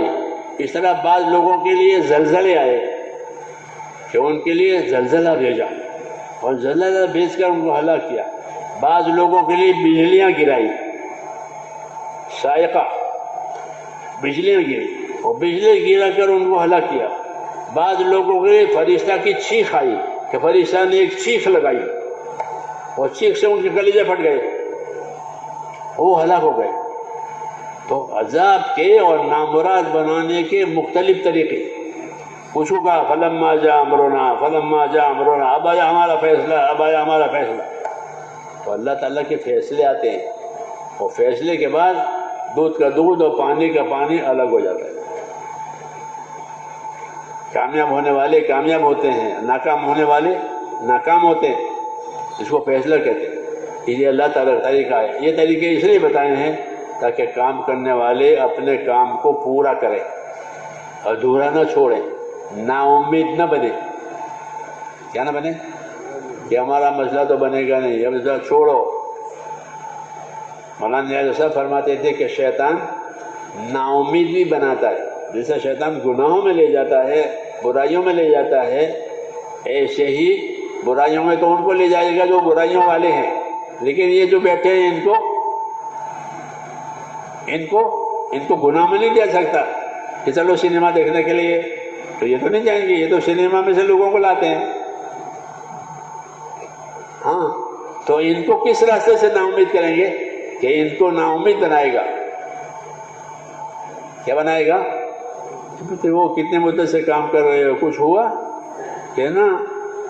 کتنے مرتبہ تم نے بکرا گیا، کتنے میں دعائیں کی، کتنے مرتبہ وظیفہ پڑھا، کچھ ہوا کہ نا؟ تو پھر چھوڑو. یہ چھوڑو، کب تک اس کے پیچھے پڑو گے؟ ہاں، یہ بھی ایک داؤ ہے، ایک داؤ ہے کام سے ہٹانے کا، کہ کام کرنے والوں کو حالات کی وجہ سے نا امید بنایا کہ تمہارے حالات تو بن رہے ہیں، کتنے سال سے چل رہے ہو، تکلیفی ہے، تنگی ہے، قرض ہے، بیماری ہے. اس لیے میرے دوستو، اللہ کے ساتھ اچھا گمان رکھ کر کے کام کیا جاتا ہے. حدیث میں ہے کہ اللہ کے ساتھ کیا کرو؟ اچھا گمان رکھو. جابر بن عبداللہ فرماتے تھے کہ حضور صلی اللہ علیہ وسلم نے اپنی وفات سے 3 دن پہلے مجھ سے فرمایا، جابر تمہاری موت اس حالت میں آنی چاہیے کہ تمہارا گمان خدا کے ساتھ اچھا ہو، کہ اللہ مدد کرنے والا ہے، اللہ رحم کرنے والا ہے، اللہ کسی کے عمل کو ضائع نہیں کرتا ہے. یہ تو اللہ نے اپنی شان بتائی ہے کہ ہم کسی کوشش کرنے والے کی کوشش کو برباد نہیں ہونے دیتے، کسی نیک عمل کو ہم برباد نہیں کرتے کہ اس کا بدلہ اس کو نہ ملے، بلکہ ہم تو نیکی کا بدلہ بڑا چڑھا کر دیتے ہیں. وَإِن تَكُ حَسَنَةً يُضَاعِفْهَا وَيُؤْتِ مِن لَّدُنْهُ أَجْرًا عَظِيمًا. کہ اگر نیکی ہوگی تو ہم اس نیکی کو بڑھاتے ہیں اور بڑھا چڑھا کر بدلہ دیتے ہیں. جیسے ایک گوٹلی ہوئی تو اسے پورا درخت بناتے ہیں اور پورا درخت ہر سال پھل دیتا ہے ایک ہی گوٹلی سے. ایسے ہی آدمی کے عمل کو اللہ تعالیٰ بڑا چڑھا کر دیتے ہیں. اس لیے کوئی نا امید نہ بنے. ہاں اللہ تعالیٰ کبھی دیر سے دیتے ہیں، کبھی جلدی دیتے ہیں. کبھی کسی کو ہدایت دیر سے ہوتی ہے، کبھی کسی کو ہدایت جلدی ہوتی ہے. اس طرح کبھی حالات دیر سے بنتے ہیں، کبھی حالات جلدی بنتے ہیں. دونوں باتیں ہوتی ہیں. اس لیے کہتے ہیں اللہ سے اچھا گمان رکھو. ایک بات. دوسری بات، اپنی ذمہ داری پوری کرو. یہ حکم ہے کہ اللہ کی مدد اتنی ملے گی جتنی ذمہ داری پوری کی جائے گی۔ حدیث شریف کہ المعونۃ علی قدر المعونہ، کہ اللہ کی مدد اتنی ملے گی جتنی ذمہ داری پوری کی جائے گی۔ جب ذمہ داری پوری کی جائے گی تو اللہ کی مدد آئے گی۔ تیسری بات کہ اللہ تعالیٰ سے اپنا معاملہ صحیح رکھو، اللہ سے معاملہ نہ بگاڑو۔ اللہ سے معاملہ بگڑتا ہے اس کی نافرمانی سے، اس کے حکم کو توڑنے سے یا چھوڑنے سے، کہ یہ نہ کرو۔ اللہ سے معاملہ صحیح رکھو۔ جب اللہ سے معاملہ صحیح رکھو گے تو اللہ تمہارے معاملے کو صحیح کرے گا۔ من اصلح ما بینہ و بین اللہ اصلح اللہ ما بینہ و بین خلقہ، کہ جو لوگ اپنا اور خدا کا معاملہ ٹھیک رکھتے ہیں تو اللہ ان کا اور دنیا والوں کا معاملہ ٹھیک کر دیتا۔ یہ سب باتیں بتائیے کہ اللہ سے اپنا معاملہ مت بگاڑو، بلکہ جو کام اللہ تعالیٰ نے دیا ہے، جو ذمہ داری دی ہے، اس کو ایمان کے ساتھ، اخلاص کے ساتھ، ترقی کے ساتھ کرو کہ اس میں ترقی آوے، اور ایمان کے ساتھ آوے، اخلاص کے ساتھ آوے، کہ پھر اللہ اس کو ضائع نہیں کریں گے۔ پھر جتنی مقدار اللہ تعالیٰ چاہتے ہیں اس مقدار پر وہ بات پہنچ جائے گی تو اللہ کا فیصلہ اور نتیجہ آ جائے گا۔ اس لیے اپنے کام کو پورا کرو۔ یہی ہدایت تھی حدیثوں میں صحابہ کرام سے کہ تم اپنا کام پورا کرو، حالات بدلنے والے ہیں۔ جیسے سورج اگتا ہے تو ڈوبتا بھی ہے، اور ڈوبتا ہے تو اگتا بھی ہے، تو حالات دنیا میں بدلتے ہیں، چڑھتے ہیں، اترتے ہیں، لیکن اپنا کام پورا کرنا ہے، چھوڑ اس کو استقامت کہتے ہیں۔ کیا کہتے ہیں؟ استقامت کے ساتھ رہو، پابندی کے ساتھ رہو، تاکہ جو قربانیاں وجود میں آئی ہے وہ بڑھتی چلی جائیں۔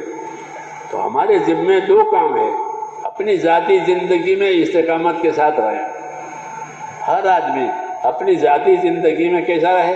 استقامت کے ساتھ، کہ جو میری ذمہ داری ہے وہ مجھے پوری کرنی ہے، ایمان ہے، عبادت ہے، جو بھی ہے، اپنی ذاتی زندگی کو استقامت کا لاؤ، پابندی، اور اجتماعی زندگی کو نصرت پر لاؤ۔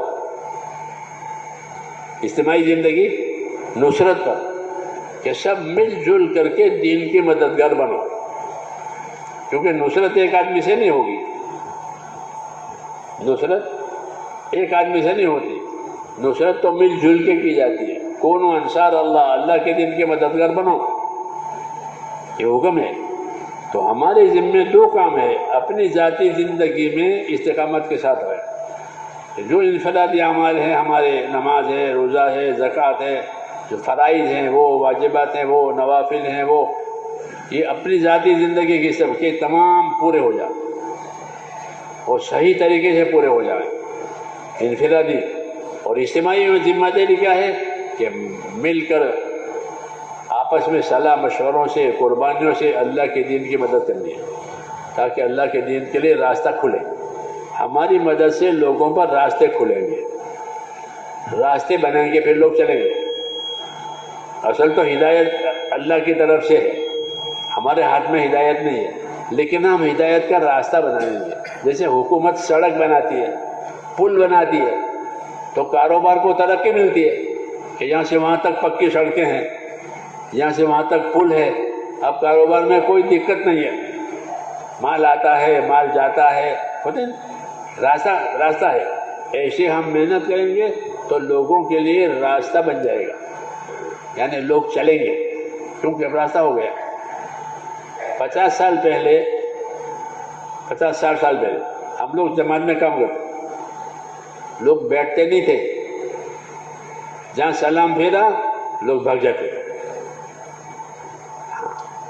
اسے کہا بھائی سلام پھیرتے ہی ایک آدمی وہاں دروازے پر چلا جائے لوگوں کو روکنے کے لیے، ایک آدمی یہاں رہے اعلان کرنے کے لیے، اور مختصر سنت پڑھے، یہ ہوتا، یہ شروع کی بات تھی۔ اب آپ لوگوں نے وہ مختصر سنت ابھی تک مختصر ہی بنا رکھی ہے۔ آپ پوری نماز نہیں پڑھتے تبلیغ والے۔ عشاء کی کتنی رکعتیں ہیں؟ عشاء کی کتنی رکعتیں ہیں؟ 17 پڑھتے ہو؟ نہیں پڑھتے ہو؟ نہیں پڑھتے؟ اب آؤ وہ رکعتیں گئی، حالانکہ اب آؤ کرنے کی ضرورت نہیں ہے، یہ بیٹھے ہیں سب، یہ کم بھاگ جائیں گے؟ تو 50 سال والی ڈگر ابھی چل رہی ہے. اب تو میرے ذہن میں یہ آتا ہے کہ لوگوں کی اچھی طرح نماز پڑھو پھر بیان ہوگا. کیوں؟ اب کیا بات ہے؟ اب لوگوں کی سمجھ میں کام آیا ہے، اب تھوڑے بھاگ جائیں گے. وہ تو اس زمانے میں بھاگ جاتے تھے تو پھر آؤ آؤ. جی ہاں، یہ چیز قابل اصلاح ہے. اس لیے عبادتوں میں کمی ہو گئی ہے کہ وطر سنت پڑھ لو، چلو آؤ آؤ. حالانکہ اب تو عشاء کی 17 رکعت نماز پڑھنی چاہیے. جب کام بڑھ جاوے اور دعوت قبول ہو تو قربانی بڑھنی چاہیے. حضور صلی اللہ علیہ وسلم فتح مکے کے بعد بہت زیادہ عبادت کرتے تھے. کہ کیا فتح ہو گیا، ساری رکاوٹیں ختم ہو گئی، اب تو عبادت کرنے کا وقت ہے. تو پاؤں پہ ورم آنے تک کرتے تھے فتح مکے کے بعد. یہ کیوں؟ کہ اللہ نے ساری رکاوٹیں ختم کر دی، لوگ مانوس ہو گئے، دین میں داخل ہو گئے، دشمنیاں چھوڑ کے ہمارے پاس آ گئے. یہ طریقہ ہے، یہ قابل اصلاح ہے. ہاں، میں نے دلی میں بھی کہا تھا کہ اب تو یہ کہو کہ اچھی طرح نماز پڑھو پھر بیان ہوگا. یہ نہیں کہ آؤ آؤ تو وہ 2 سنت وطر پڑھ کے آ جاتے ہیں تو ان کی عبادت ہی پوری نہیں ہوتی. ہاں، حالانکہ دعوت عبادت کے ساتھ ہے. وَمَنْ أَحْسَنُ قَوْلًا مِّمَّنْ دَعَا إِلَى اللَّهِ وَعَمِلَ صَالِحًا. کہ اللہ کی طرف دعوت بھی دے، خود بھی اچھے اعمال کرے. یہ طریقہ ہے. اب وہ بات نہیں ہے کہ اب تو اللہ نے استقبال پیدا کر دیا، لوگوں میں اللہ تعالیٰ نے رجوع پیدا کر دیا کہ الحمدللہ لوگ بات سنتے ہیں، بات مانتے ہیں، ذمہ داریاں لیتے ہیں، آگے بڑھتے ہیں. کسی بھی ملکوں کی جماعت بناؤ تو وہ ملکوں کی جماعت بنا دیتے ہیں. کہ لاکھوں کی جماعت بناؤ تو وہ لاکھوں کی ذمہ داری لیتے ہیں. کیوں؟ کہ لوگوں میں شعور آ گیا، سمجھ آ گئی کام کی. تو اب ان کو آگے بڑھانے کی بات کہ آگے بڑھو اور استقامت کے ساتھ رہو اور جو ذمہ داریاں دی جائے اسے اوڑھو. اور یہ نہیں ہے تو عبادت بھی زیادہ کرو. صحابہ عبادت بھی بہت کرتے تھے. یہ نہیں کہ خالی اللہ کے راستے میں جایا کرتے. ہمارے یہاں تو ایک ہی تصور ہے کہ وہ اللہ کے راستے میں جایا کرتے تھے. یعنی وہ اللہ کے راستے میں جاتے تھے اور عبادتیں بھی بہت کرتے تھے. کیونکہ عبادت تو اصل مقصد ہے. عبادت کے لیے تو پیدا کیا ہے. کس کے لیے پیدا کیا ہے؟ جان مال سے عبادت کرو، عبادت کے لیے تو پیدا ہوئے ہیں. تو دعوت کے ذریعے سے عبادت والی زندگی بننی چاہیے، اخلاق والی زندگی بننی چاہیے، قربانی والی زندگی بننی چاہیے. یہ معیار ہے، یہ معیار ہے کہ ہماری عبادتیں بڑی. تراہم رکعن سجدا. اللہ کے صحابہ کے بارے کیا آپ ان کو دیکھو گے کہ رکوع کرنے والے ہیں، سجدہ کرنے والے ہیں؟ کیا مطلب ہے؟ کہ عبادت میں مشغول رہتے ہیں. کیونکہ رکوع سجدہ صرف نماز میں ہے، کسی عبادت میں رکوع سجدہ نہیں ہے. کسی عبادت میں رکوع سجدہ ہے نہیں ہے. نہ حج میں، نہ روزے میں، نہ صدقے میں، کہیں رکوع سجدہ نہیں. رکوع سجدہ نمازوں میں ہے کہ ان کو آپ رکوع میں پاؤ گے، سجدوں میں پاؤ گے، یعنی عبادتوں میں پاؤ گے. کیوں؟ کہ ان کو جب دین ملا تو انہوں نے ہر سال میں اپنے آپ کو آگے بڑھایا کہ عبادتوں میں آگے بڑھا. ہمارے طریقے نہیں کہ کٹوٹی کر دی کہ بھئی 2 سنت 3 وتر پڑھ لو، چلو آ جاؤ. یہ نہیں بات. عبادت بڑھنی چاہیے، آخرت کی فکر بڑھنی چاہیے کہ میری آخرت میں کیا ہوگا. ہر صحابی یہ فکر کرتا ہے کہ میرے حضرت فرماتے تھے کہ ہر صحابی دنیا سے روتا ہوا گیا ہے. کیوں؟ انہوں نے گناہ کیے تھے، اسے روتے ہو گئے. لوگوں کے حق مارے تھے اس لیے روتے تھے. نہیں، وہ آخرت کی فکر میں رو رہے تھے کہ ہمارا کیا ہوگا. حالانکہ بہت کچھ کیا ہے. وہ یہی بات ہے کہ بہت کچھ کرے پھر بھی ڈرے، بہت کچھ کرے پھر بھی ڈرے. یہ اصلاح کی نشانی ہے کہ اصلاح ہوئی ہے. نہیں تو روٹین ہے، اصلاح نہیں روٹین. تو اصلاح میں اور روٹین میں فرق ہے. کہ اصلاح یہ کہ بہت کرے پھر بھی فکر مند رہے کہ پتہ نہیں اللہ قبول کرتے ہیں نہیں کرتے، پتہ نہیں موت کس حال میں آتی ہے. یہ اپنے آخرت کے بارے میں ڈر ہے. یہ اصلاح کی نشانی ہے. کہ کام کا یہی اثر ہے کہ جب کام ہضم ہوتا ہے تو اصلاح کی فکر، آخرت کی فکر زیادہ ہوتی ہے، اس لیے آدمی زیادہ کام کرتا ہے، چپ کے بھی کرے، ہاں چپ کے کوئی نہیں جانتا، اور اپنا کام کرے، دینا ہو کسی کو تو دے، عبادت کرے، کوئی نہیں جانتا، اللہ جانتے، کیوں کہ اللہ کو دکھانا ہے، اللہ سے لینا دینا ہے۔ تو یہ چیزیں کام کی وجہ سے بننی چاہیے، یعنی انفرادی زندگی میں دینداری آنی چاہیے۔ جو انفرادی زندگی ہماری ہے اس میں دینداری آوے، سنتوں کی پابندی آوے، سنتوں کی پابندی آوے، واجبات ادا ہو جاویں، فرائض ادا ہو جاویں، سنتوں کی پابندی ہو جاویں، حقوق ادا کرنے والے میرے حقوق کے بارے میں فکر مند رہے کہ میرے اوپر کسی کا حق نہ رہے،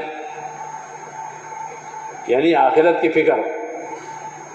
صحابہ کرام بھی یہی کہتے تھے کہ انما ہممنا الآخرہ ولیست ہممنا الدنیا، ہمارے عزائم آخرت بنانے کے ہیں۔ جہاں پر عزائم کرتے ہیں نا آپ لوگ عزائم، تو کہتے ہیں ہمارے عزائم کس کے ہیں؟ کہ ہمارے عزائم آخرت بنانے کے ہیں، ہمارے عزائم دنیا بنانے کے نہیں ہیں۔ دنیا تو مقدر کے مل کے رہے گی، اور جو مقدر میں نہیں ہے وہ نہیں ملے گی۔ جو تدبیر کرنے کا حکم ہے وہ تدبیر کریں گے، مقدر کی مل جائے گی، لیکن آخرت بنانے کا حکم ہے کہ آخرت بناؤ، تو اس لیے کہتے ہیں ہمارے عزائم آخرت کے ہیں۔ تو کام کا یہ اثر پڑنا چاہیے کہ جتنا ہم کام میں آگے بڑھیں ہماری آخرت کی فکر بڑھتی چلی جائے، در بڑھ جاوے، کیا بڑھ جاوے؟ در بڑھائے، در آنا چاہیے۔ در کا اثر یہ ہے کہ در کی وجہ سے آدمی ترقی کرتا ہے۔ ترقی کس سے کرتا ہے؟ یا تو لالچ میں ترقی کرے یا ڈر میں ترقی کرے۔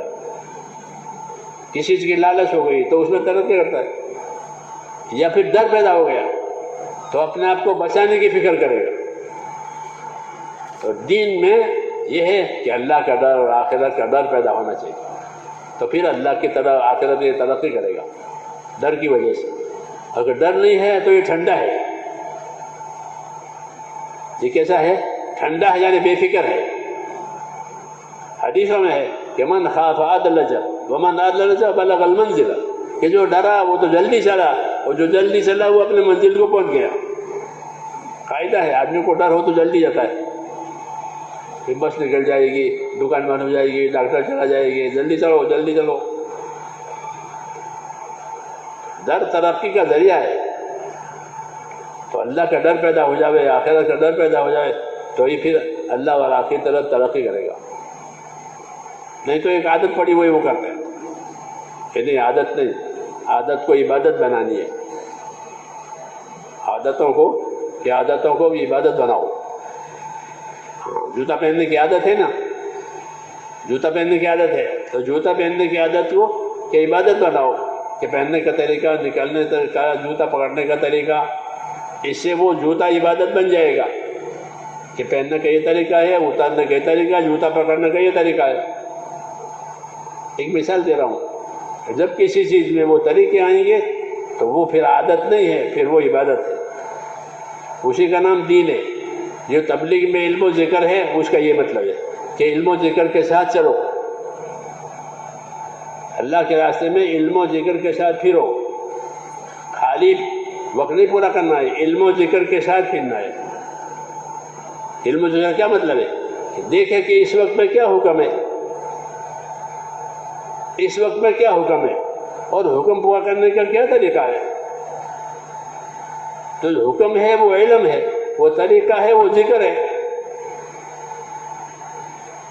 یہ مطلب ہے علم و ذکر کا کہ اس وقت میں کیا حکم ہے، کہ اس میں یہ حکم ہے، اور اس کے پورا کرنے کا یہ طریقہ ہے، وہ ہوا ذکر۔ تو یہ ہر حال میں کہ میں تجارت میں ہوں، تجارت میں کیا حکم ہے، اور تجارت میں حکم کرنے کا کیا طریقہ، پورا کرنے کا کیا طریقہ ہے، تو یہ اس کا ذکر ہو گیا۔ تو ہر لائن میں علم و ذکر ہے، تجارت ہو، عبادت ہو، ہر لائن میں یہ اس کا علم ہے، یہ اس کا طریقہ ہے کہ پوشاک کا کیا طریقہ ہے، پوشاک کا کیا حکم ہے، پوشاک کیسا ہونا چاہیے، کہ پوشاک کے بارے میں یہ حکم ہے کہ تمہارا پوشاک کیسا ہونا چاہیے، کہ تمہارا پوشاک کیسا ہونا چاہیے جو تمہاری بدن کے عیب کو چھپاوے اور تمہاری زندگی میں رونق لاوے۔ کیا لاوے؟ رونق. مثال دی میں نے کہ مثال کہ اللہ تعالیٰ نے لباس اتارا ہے. کہ لباس کیوں اتارا ہے؟ تاکہ تمہارے بدن کا عیب چھپے. بعض چیزیں بدن میں ایسی ہیں جو کھلنی نہیں چاہیے، اس کو چھپنا چاہیے. دوسرا کہ لباس کی وجہ سے رونق آوے. یہ لباس کی وجہ سے یا بنی آدم انزلنا الیکم لباسا یواری سواتکم وریشا. اے بنی آدم ہمیں تمہارے لیے لباس پیدا کیا ہے. کیوں؟ تاکہ وہ تمہارے بدن کے عیبوں کو چھپاوے. تو یہ لباس کی غرض یہ ہے کہ بدن کا عیب چھپے، پتہ نہ چلے. ایسا لباس پہنو. جب لباس ایک دم ٹائٹ ہوگا تو بدن کا عیب نہیں چھپے گا، وہ ظاہر ہو جائے گا. اس کو چھپانے کے لیے لباس ڈھیلا ڈھیلا رہتا ہے کہ وہ چھپ جائے اور بدن میں رونق آوے. کسی محفل میں جائے، مجلس میں جائے، اگرچہ لباس تو اتنا ہی فرض ہے کہ ناپ سے لے کر گھٹنوں تک، فرض تو اتنا ہی ہے، لیکن اس میں کوئی رونق نہیں ہے. رونق ہے کیسے پہن کر کہیں جا سکتے ہیں؟ فرض تو اتنا ہی ہے. یہاں سے نہیں، لباس میں رونق ہے. لباس رونق کیا ہے؟ مولانا منظور نعمانی صاحب نے لکھا کہ ہر زمانے کے لوگ اپنے زمانے کے نیک لوگوں کا لباس پہنے. کیونکہ ہر ملک میں نیک لوگ ہوتے ہیں، ان کا اپنا لباس ہوتا ہے. تو لباس کا کوئی خاص کوئی کٹنگ شریعت کی طرف سے نہیں ہے. تو پھر کیا کہ ہر زمانے میں جہاں کے نیک لوگ جو لباس پہنتے ہوں وہ لباس پہنے، تاکہ بدن میں رونق رہے. کیا رہے؟ اور بدن کا عیب چھپے. یہ میں نے مثال کے طور پر کہا کہ بھائی ہر چیز کی ایک غایت ہوتی ہے، کہ لباس کی یہ غایت ہے، کھانا کھانے کی یہ غرض ہے، یہ غرض ہے، تاکہ حکم بھی پورا ہو جاوے اور ضرورت بھی پوری ہو جاوے. حکم بھی پورا ہو جاوے اور ضرورت بھی ہو جاوے، تاکہ دین برباد نہ ہو اور ضرورت بھی پوری ہو جاوے. اس کے لیے ہمیں اللہ تعالیٰ کے حکم دیے ہیں اور طریقے دیے ہیں. محنت اسی لیے کرتے ہیں کہ وہ زندگی میں، ہماری زندگی میں اللہ کے حکم بھی آئیں اور طریقے بھی آئیں. یہ حکم ہے اور یہ طریقہ ہے، یہ حکم ہے، یہ طریقہ ہے. اس کو علم و ذکر کہتے ہیں تبلیغ میں. وہ علم و ذکر اسی لیے کہ ہر حال کا حکم دیکھو، اس کا طریقہ دیکھو، تاکہ ہر حال میں حکم والے بنو. کھانے میں، سونے میں، کمانے میں، شادی میں حکم والے بنو. علم و ذکر کے ذریعے سے یہ کمی پوری ہوگی. اگر علم و ذکر نہیں ہے تو وہ کمی رہے گی. اس لائن کو سیکھنا ضروری ہے، اس لائن کا علم ہونا ضروری ہے، پھر اس لائن پر عمل ہونا ضروری ہے. تو وہ عمل پورا ہو جائے گا، وہ ذمہ داری پوری ہو جائے گی. علم و ذکر کے ساتھ تبلیغ ہے. علم و ذکر کے ساتھ تبلیغ، علم و ذکر کے ساتھ. خالی نہیں پھیرا. خالی چکی پھیرے تو کیا ملے گا؟ تو خالی پھرنا ہوا، اندر علم و ذکر نہیں آیا تو پورا فائدہ نہیں ہوگا. علم و ذکر کے ساتھ. اس لیے تیسرا نمبر کیا رکھا ہے؟ علم و ذکر. کلمہ، نماز. تو نماز کے لیے نماز کا علم، زکوٰۃ واجب ہوئی تو زکوٰۃ کا علم، روزہ آوے تو روزہ کا علم، بیماری آوے تو کہ بیماری میں کیسا رہنا چاہیے اس کا علم. اسے علم کو تیسری جگہ پر رکھا کہ جو حال آوے اس کا علم اپنے اندر لو. میں غریب تھا، مالدار ہو گیا تو مالداری کا علم لو کہ مالداری میں کیا ہونا چاہیے. سمجھ میں آئی بات؟ تو اپنے کام کو سمجھنے کی بہت ضرورت ہے. فضائل کی کتابیں لکھی ہے شیخ نے، فضائل صدقات لکھی ہے. فضائل صدقات کا پہلا حصہ جو ہے وہ مالداروں کے لیے لکھا ہے، اور آخری جو حصہ ہے وہ غریبوں کے لیے لکھا ہے. کیوں کہ امت میں غریب لوگ بھی ہیں اور امت میں مالدار لوگ بھی ہیں. تو غریبوں کے لیے غریبی کا دین اور مالداروں کے لیے مالداری کا دین. یہی طریقہ ہے نا. یہ علم و ذکر کہ میری حالت مالداری کی ہے تو میرے پاس مالداری والا دین ہونا چاہیے. میری حالت غریبی کی ہے تو میرے پاس کیا ہونا چاہیے؟ غریبی کا دین ہونا چاہیے کہ ہمارے بزرگوں نے اس طرح اس کام کو چلایا ہے تاکہ کوئی حالت جہالت میں نہ رہے. غریبی میں غریبی کا دین، مالداری میں مالداری کا دین، تجارت میں تجارت والا دین. نہیں تو جاہل ہے، جاہل ہو کے تجارت کرے گا کہ نہیں، جاہل ہو کے نہیں، دین کے ساتھ کرے. علم و ذکر کا میرے دوست یہ مطلب ہے کہ وہ ہر لائن میں ملے اس کو،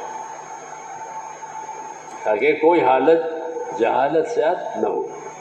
یہ مطلب تبلیغ کا ہے، علم و ذکر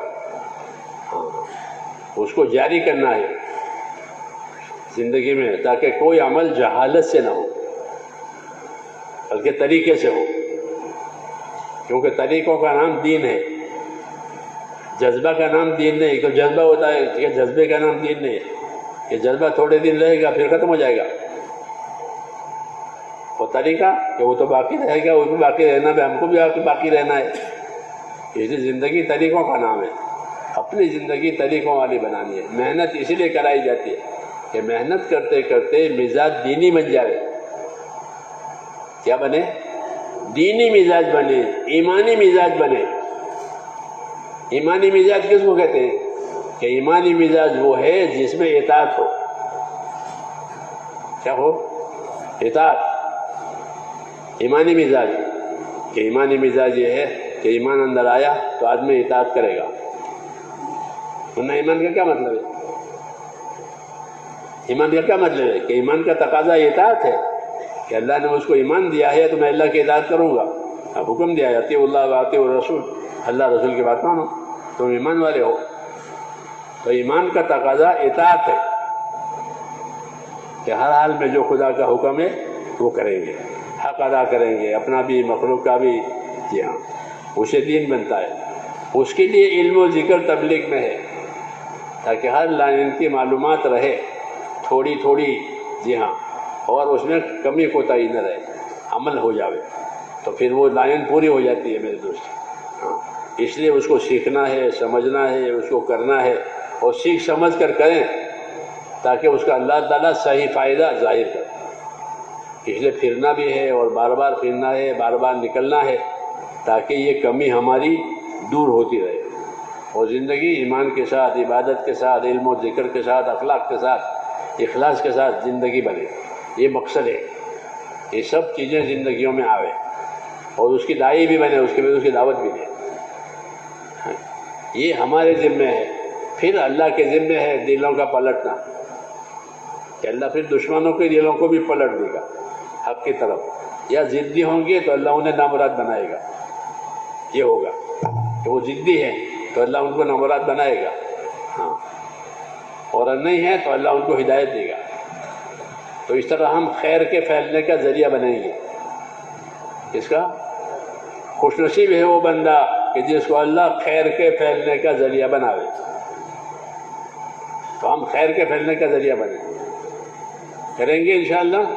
ہاں، جو جو تقاضے دیے جائیں مشوروں سے اسے اوڑھ لیں اور اسے پورا کرنے کی کوشش کریں، اور اللہ سے آگے کی مانگیں کہ اللہ موت تک اس طرح چلاوے اور اس میں ترقی دے ہم کو. اب بتاؤ، جو جو طریقے آپ کو دیے جائیں گے، جو جو تقاضے دیے جائیں گے، اس کے پورا کرنے کے لیے کون کون تیار ہیں؟ یہ اپنے آپ کو پیش کریں. میں نے اپنی بات ختم کر دی، اب آپ کو بولنا ہے.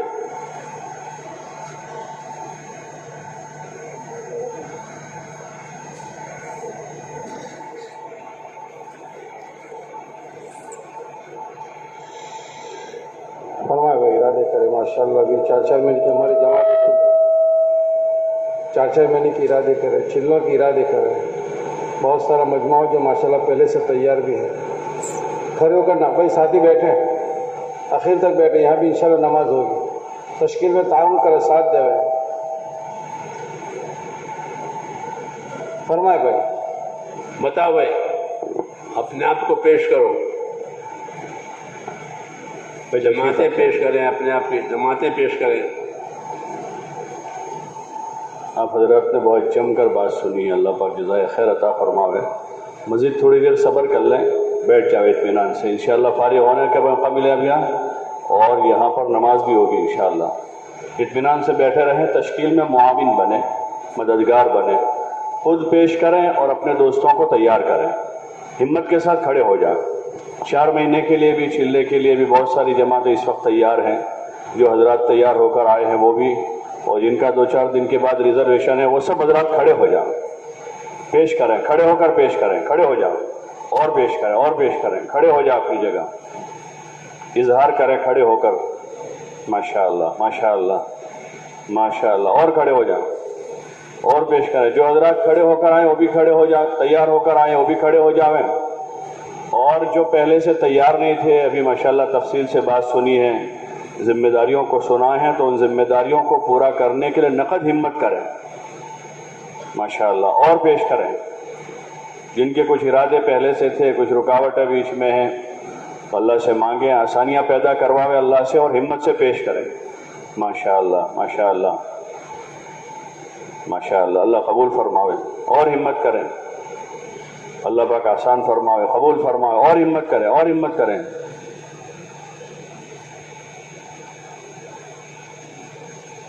اور پیش کریں، بہت بڑا مجمع ہے، اس میں تو نقد جماعتیں بن سکتی ہیں ماشاءاللہ، اور کھڑے ہو جائیں۔ اطراف سے جو حضرات آئیں وہ بھی پیش کریں، شہر والے بھی پیش کریں، اور کھڑے ہو جائیں اور کھڑے ہوں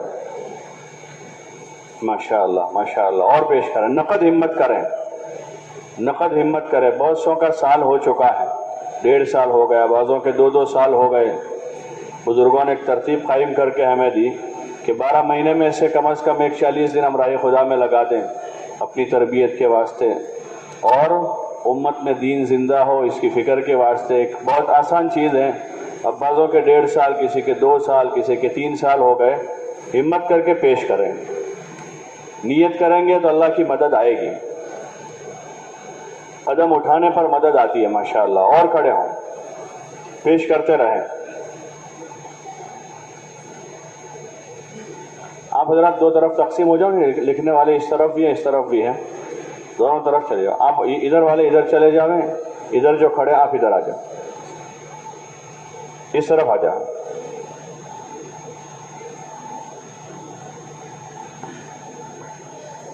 اچھا بھائی، نیت تو سبھی بناوے کہ انشاءاللہ اپنا سالانہ خروج وقت پر لگانے کی ترتیب بنائیں گے انشاءاللہ۔ اب جن کا سال ہو چکا ہے اور اوپر 2 مہینے 4 مہینے 6 مہینے ہو گئے، وہ تو یہ نیت کریں کہ انشاءاللہ آج کی اس مجلس میں نیت کرتے ہیں کہ جلد از جلد یہ جو جماعتیں ابھی بن رہی ہے انہی جماعتوں میں اپنی ترتیب بنا لیں گے، بنائیں گے انشاءاللہ۔ کون کون بنائے گا انشاءاللہ قریب میں ہی؟ ذرا ہاتھ اوپر رکھو نا۔ اور کون بنائے گا ماشاءاللہ؟ اور یہ جو جماعتیں جا رہے ہیں ہفتے میں 10 دن میں، انہی جماعتوں کے ساتھ انشاءاللہ اپنا سالانہ وقت لگا لیں گے، کریں گے انشاءاللہ اس کی فکر۔ اچھا، اب مسجد والے بتائیں کون سی مسجدوں سے 4 مہینے کی اور چلوں کی جماعتیں لے کر آئے ہیں، یا بھی 2-4 دن 5 دن میں روانہ کرنے والے ہیں، وہ پیش کریں، جماعتیں پیش کریں اپنی۔ مدنی مسجد ماشاءاللہ، اور پیش کریں، اور مسجدوں والے پیش کریں، مسجد زبیر جی بھائی، اور پیش کریں، ظہور پورہ مسجد، رحمانیہ جی، مسجد اقصی، جن کی 4 مہینے کی جماعت ہے ذرا وضاحت کریں کہ 4 مہینے کی جماعت ہے۔ 17 تاریخ کو پیٹ سے ایک جماعت ماشاءاللہ، اللہ مبارک فرمائے، قبول فرمائے جی بھائی۔ باریہ کہاں سے؟ مسجد عمران سے، 4 مہینے کی 40 دن کی جماعت ماشاءاللہ۔ کون سی مسجد؟ مسجد عبدالرحیم سے ماشاءاللہ، محمدی مسجد، 4 مہینے کی جماعت 40 دن کی۔ دوحد سے کتنی جماعتیں؟ 4 جماعتیں ماشاءاللہ۔ ہالول سے ایک جماعت 4 مہینے کی 40 دن کی۔ کہاں سے؟ زکریہ مسجد سے 4 مہینے کی 2 جماعتیں چلے کی ماشاءاللہ، اللہ مبارک فرمائے، قبول فرمائے، اور پیش کرے میں، اور مسجد والے بتائیں۔ ابھی بہت سی مسجدیں باقی ہیں، ضلع کی ہماری تقریباً 125 مسجدیں ہیں جہاں مسجد وار جماعتیں ہیں۔ اگر ہر مسجد والے ایک جماعت دے دیں تو 125 جماعتیں ہو جائے گی پورے کالج 4 مہینے کی ماشاءاللہ۔ اور ویجل پور 4 مہینے کی ایک جماعت، اور چلے کی 4 महीने की एक जमात, जी पेश करें। मासूम से एक जमात, संतरामपुर बड़ी मस्जिद से 4 महीने की चिल्ले की जमात। और बाकी मस्जिद है जी भाई, आपकी मस्जिद अबू बकर 4 महीने की जमात 40 दिन की, जी भाई। और पेश करें, और पेश करें। अभी बहुत सारी हमारी अतराफ की बस्तियां भी बाकी हैं और शहर की बहुत सारी मस्जिदें बाकी हैं। लोनावाड़ा अभी खामोश है, जालोद, संजेली, सुखसर, सनैया, संजेली से एक जमात माशाअल्लाह। जालोद बाकी रहा, अभी जालोद, बारिया बाकी हैं, बारिया से 2 जमातें माशाअल्लाह, अल्लाह कबूल फरमाए। पिपलोद बाकी हैं, रंधिकपुर। और पेश करें भाई। और मस्जिदें हमारी शहर की बाकी हैं, फतेहपुरा से माशाअल्लाह, अल्लाह कबूल फरमाए। कहाँ से?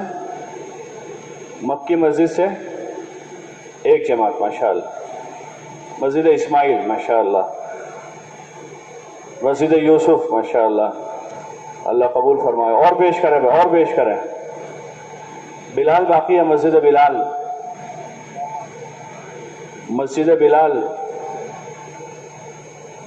4 महीने की जमात, अल्लाह मुबारक फरमाए, कबूल फरमाए। और पेश करे भाई, और पेश करे। रहमत नगर बाकी है, मरियम बाकी है, मोहम्मदी बाकी हैं। मोहम्मदी क्या गई जी भाई, और पेश करें। इस वक्त ये 2 ईदों के बीच में बहुत सारे लोग तैयारी कर लेते, अगर थोड़ी मेहनत कर लें। हल्का 1 की मस्जिदें बाकी हैं, अभी हल्का 1 की मस्जिदें बाकी हैं। और इस वक्त तो हमारे पास रमज़ान, ये 9 तारीख से पूरा स्कूल टीचर्स स्टूडेंट्स के लिए वैकेशन है। कहाँ से? जालोद से 2 जमातें माशाअल्लाह, अल्लाह मुबारक फरमाए, कबूल फरमाए। कहाँ से? कहाँ की? राजन 2 जमातें, एक 4 महीने की, एक छिल्ले की माशाअल्लाह, अल्लाह कबूल फरमाए। रानी से 2 जमातें, एक जमात माशाअल्लाह। तो भाई वैकेशन भी पूरा जो है बाद रमज़ान हमारा 9 तारीख से शुरू हो रहा है, तो उसमें हमारे बहुत सारे टीचर हैं, 400 के करीब तकरीबन टीचर तो शहर में हैं। अगर उनकी सिर्फ तश्कील हो जावे तो ये 40 जमातें हो जावे। और स्टूडेंट्स हमारे कितनी बड़ी तादाद में है पूरे ज़िले में, तो थोड़ी फ़िक्र हो जावे तो इनकी बहुत बड़ी तादाद इस वक्त निकल सकती है। गुज़िश्ता सालों में रमज़ान बीच में आता था, वैकेशन भी है, रमज़ान भी है, ईद बीच में आ जाएगी। अब वो सारा मसला ख़त्म हो गया, पूरा वैकेशन रमज़ान के बाद है, न बीच में कोई ईद है और न रोज़ों का मसला है। तो अक्सर मस्जिदों के अतराफ़ में ही बसते हैं सारे स्टूडेंट्स टीचर्स। अगर मस्जिदार जमात फ़िक्र में लेती हैं, उनको तैयार करके इनके साथ जमातें बनानी हैं, तो ये मजमा वसूल हो जाएगा। स्टूडेंट्स की तालीमी निज़ाम अब ऐसे हो गए आगे की तालीम में कि फिर उनको पूरा वैकेशन नहीं मिलता। ये 11वीं 12वीं में मिल जाता है, फिर उसके बाद की तालीम में पूरा वैकेशन नहीं मिल पाता। 10 दिन का हुआ, 8 दिन का हुआ, 12 दिन का हुआ।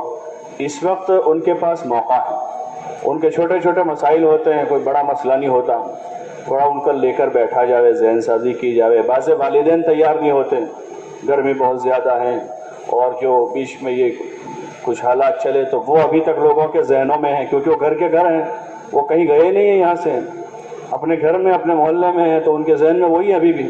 और पूरी दुनिया खुली हुई है, दुनिया फिर रही है।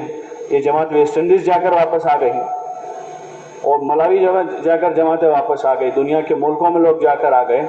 लेकिन वो चूँकि बेचारे अपने घर के घर में हैं, तो उनके जहन में वही है कि भाई हालात बराबर नहीं है, हालात ठीक नहीं है। तो उनको हौसला दिलावे, हिम्मत दिलावे और तैयार करें उनको कि इन बच्चों के पास अभी वक्त है, और वक्त लगाने से उनका दीनी मिजाज बनेगा, नमाजों की, अमाल की पाबंद बनेंगे, वो अल्लाह रसूल की इताअत की उनके अंदर फ़िक्र पैदा होगी। ये बात वालिदैन को समझावे ताकि इनको आसानी से रवाना करें और उनकी अच्छी खासी वसूली हो सके। फ़िक्र करेंगे इंशाअल्लाह। सारे पूरे ज़िले के साथियों से गुजारिश कि उनके ऊपर मेहनत का निज़ाम, अभी भी 4-5 दिन हमारे पास बाकी हैं वैकेशन 9 तारीख से उनका, तो इसका निज़ाम बनावें, टीचर हजरात भी, स्टूडेंट्स भी, और जो स्कूल से मुताल्लिक़ प्यून हैं, क्लर्क हैं, रक्षे वाले हैं, जो स्कूल रक्षा में चलाते हैं, तो इन सब पर मेहनत करके जिनकी जमातें बन रही हैं तकमील करें جن مسجدوں میں بھی بنیاد نہیں پڑی ہے تو وہ محنت کر کے ان دنوں میں ان کی جماعتوں کی تکمیل کرنے کی کوشش کریں گے انشاءاللہ. اللہ پاک عمل کی توفیق عطا فرماوے. اب صبح بھی انشاءاللہ ہماری مجلس ہوگی. ابھی نماز کھانا وغیرہ ہوگا تو اس میں اطمینان کے ساتھ سکون کے ساتھ نماز بھی جیسے مولانا نے ہماری رہبری فرمائی اصلاح فرمائی تو اس کو ہمارا پورا مجمع قبول کریں کہ انشاءاللہ اطمینان سے پڑھیں گے انشاءاللہ. اور نمازوں کے بعد کے جو اذکار ہیں ان اذکار کی بھی پابندی کریں گے انشاءاللہ کہ فوراً بھاگیں گے کھانے کی طرف. دیکھو اتنی زیادہ بھوک تو نہیں لگی ہوگی کہ آدمی سنت بھی نہ پڑھ سکے ذکر بھی نہ کر سکے. اس لیے اطمینان سے اذکار پورے کریں گے اور پھر اس کے بعد کھانا جو ہے ترتیب کے ساتھ وہاں جہاں انتظام نیچے کیا ہے تو وہاں ترتیب کے ساتھ جا کر ایثار کے ساتھ کھائیں گے. پہلے ہم اور ساتھیوں کو آگے کر لیں 2-5 منٹ 10 منٹ اگر دیر سے کھانا کھایا تو ہمارا کوئی نقصان نہیں ہوگا. ایثار کا ثواب ملے گا. اس لیے جلدی نہ مچاوے اور شور نہ کرے. اللہ پاک نے پورے جسم کی کسی حرکت میں آواز نہیں رکھی سوائے زبان کی. اور کھانے میں جو ہے کھاتے وقت زبان کی ضرورت پڑے گی لقمہ چبا کر اس کو آگے بڑھانے میں. باقی تو ضرورت بولنے کی تو ہوتی نہیں ہے لیکن پھر بھی جہاں کھانا ہوتا ہے اجتماعی وہاں بہت شور ہوتا ہے. اور یہ ہمارا پورا تقریباً مجمع سلجھا ہوا ہے وقت لگا ہوا مجمع ہے. اس لیے طے کریں کہ انشاءاللہ شور نہیں کریں گے اور ایثار کے ساتھ کھانا کھائیں گے اور پھر اطمینان سے یہاں قیام کر لیں تاکہ فجر کی مجلس میں ہم پہلے سے شروع سے شریک رہ سکیں. اور صبح جو ہے ناشتہ مجلس کے بعد ہوگا تو اس کا پاس ابھی سے لے لیں. جنہوں نے نہ لیا ہو ابھی سے لے لیں تاکہ انتظام والوں کو سہولت رہے. اللہ پاک عمل کی توفیق عطا فرمائے. نماز کی تیاری کر لیں. کتنا دینا نہیں ہوگا بڑا مجمع ٹھیک ہے 40 کا کر لیں.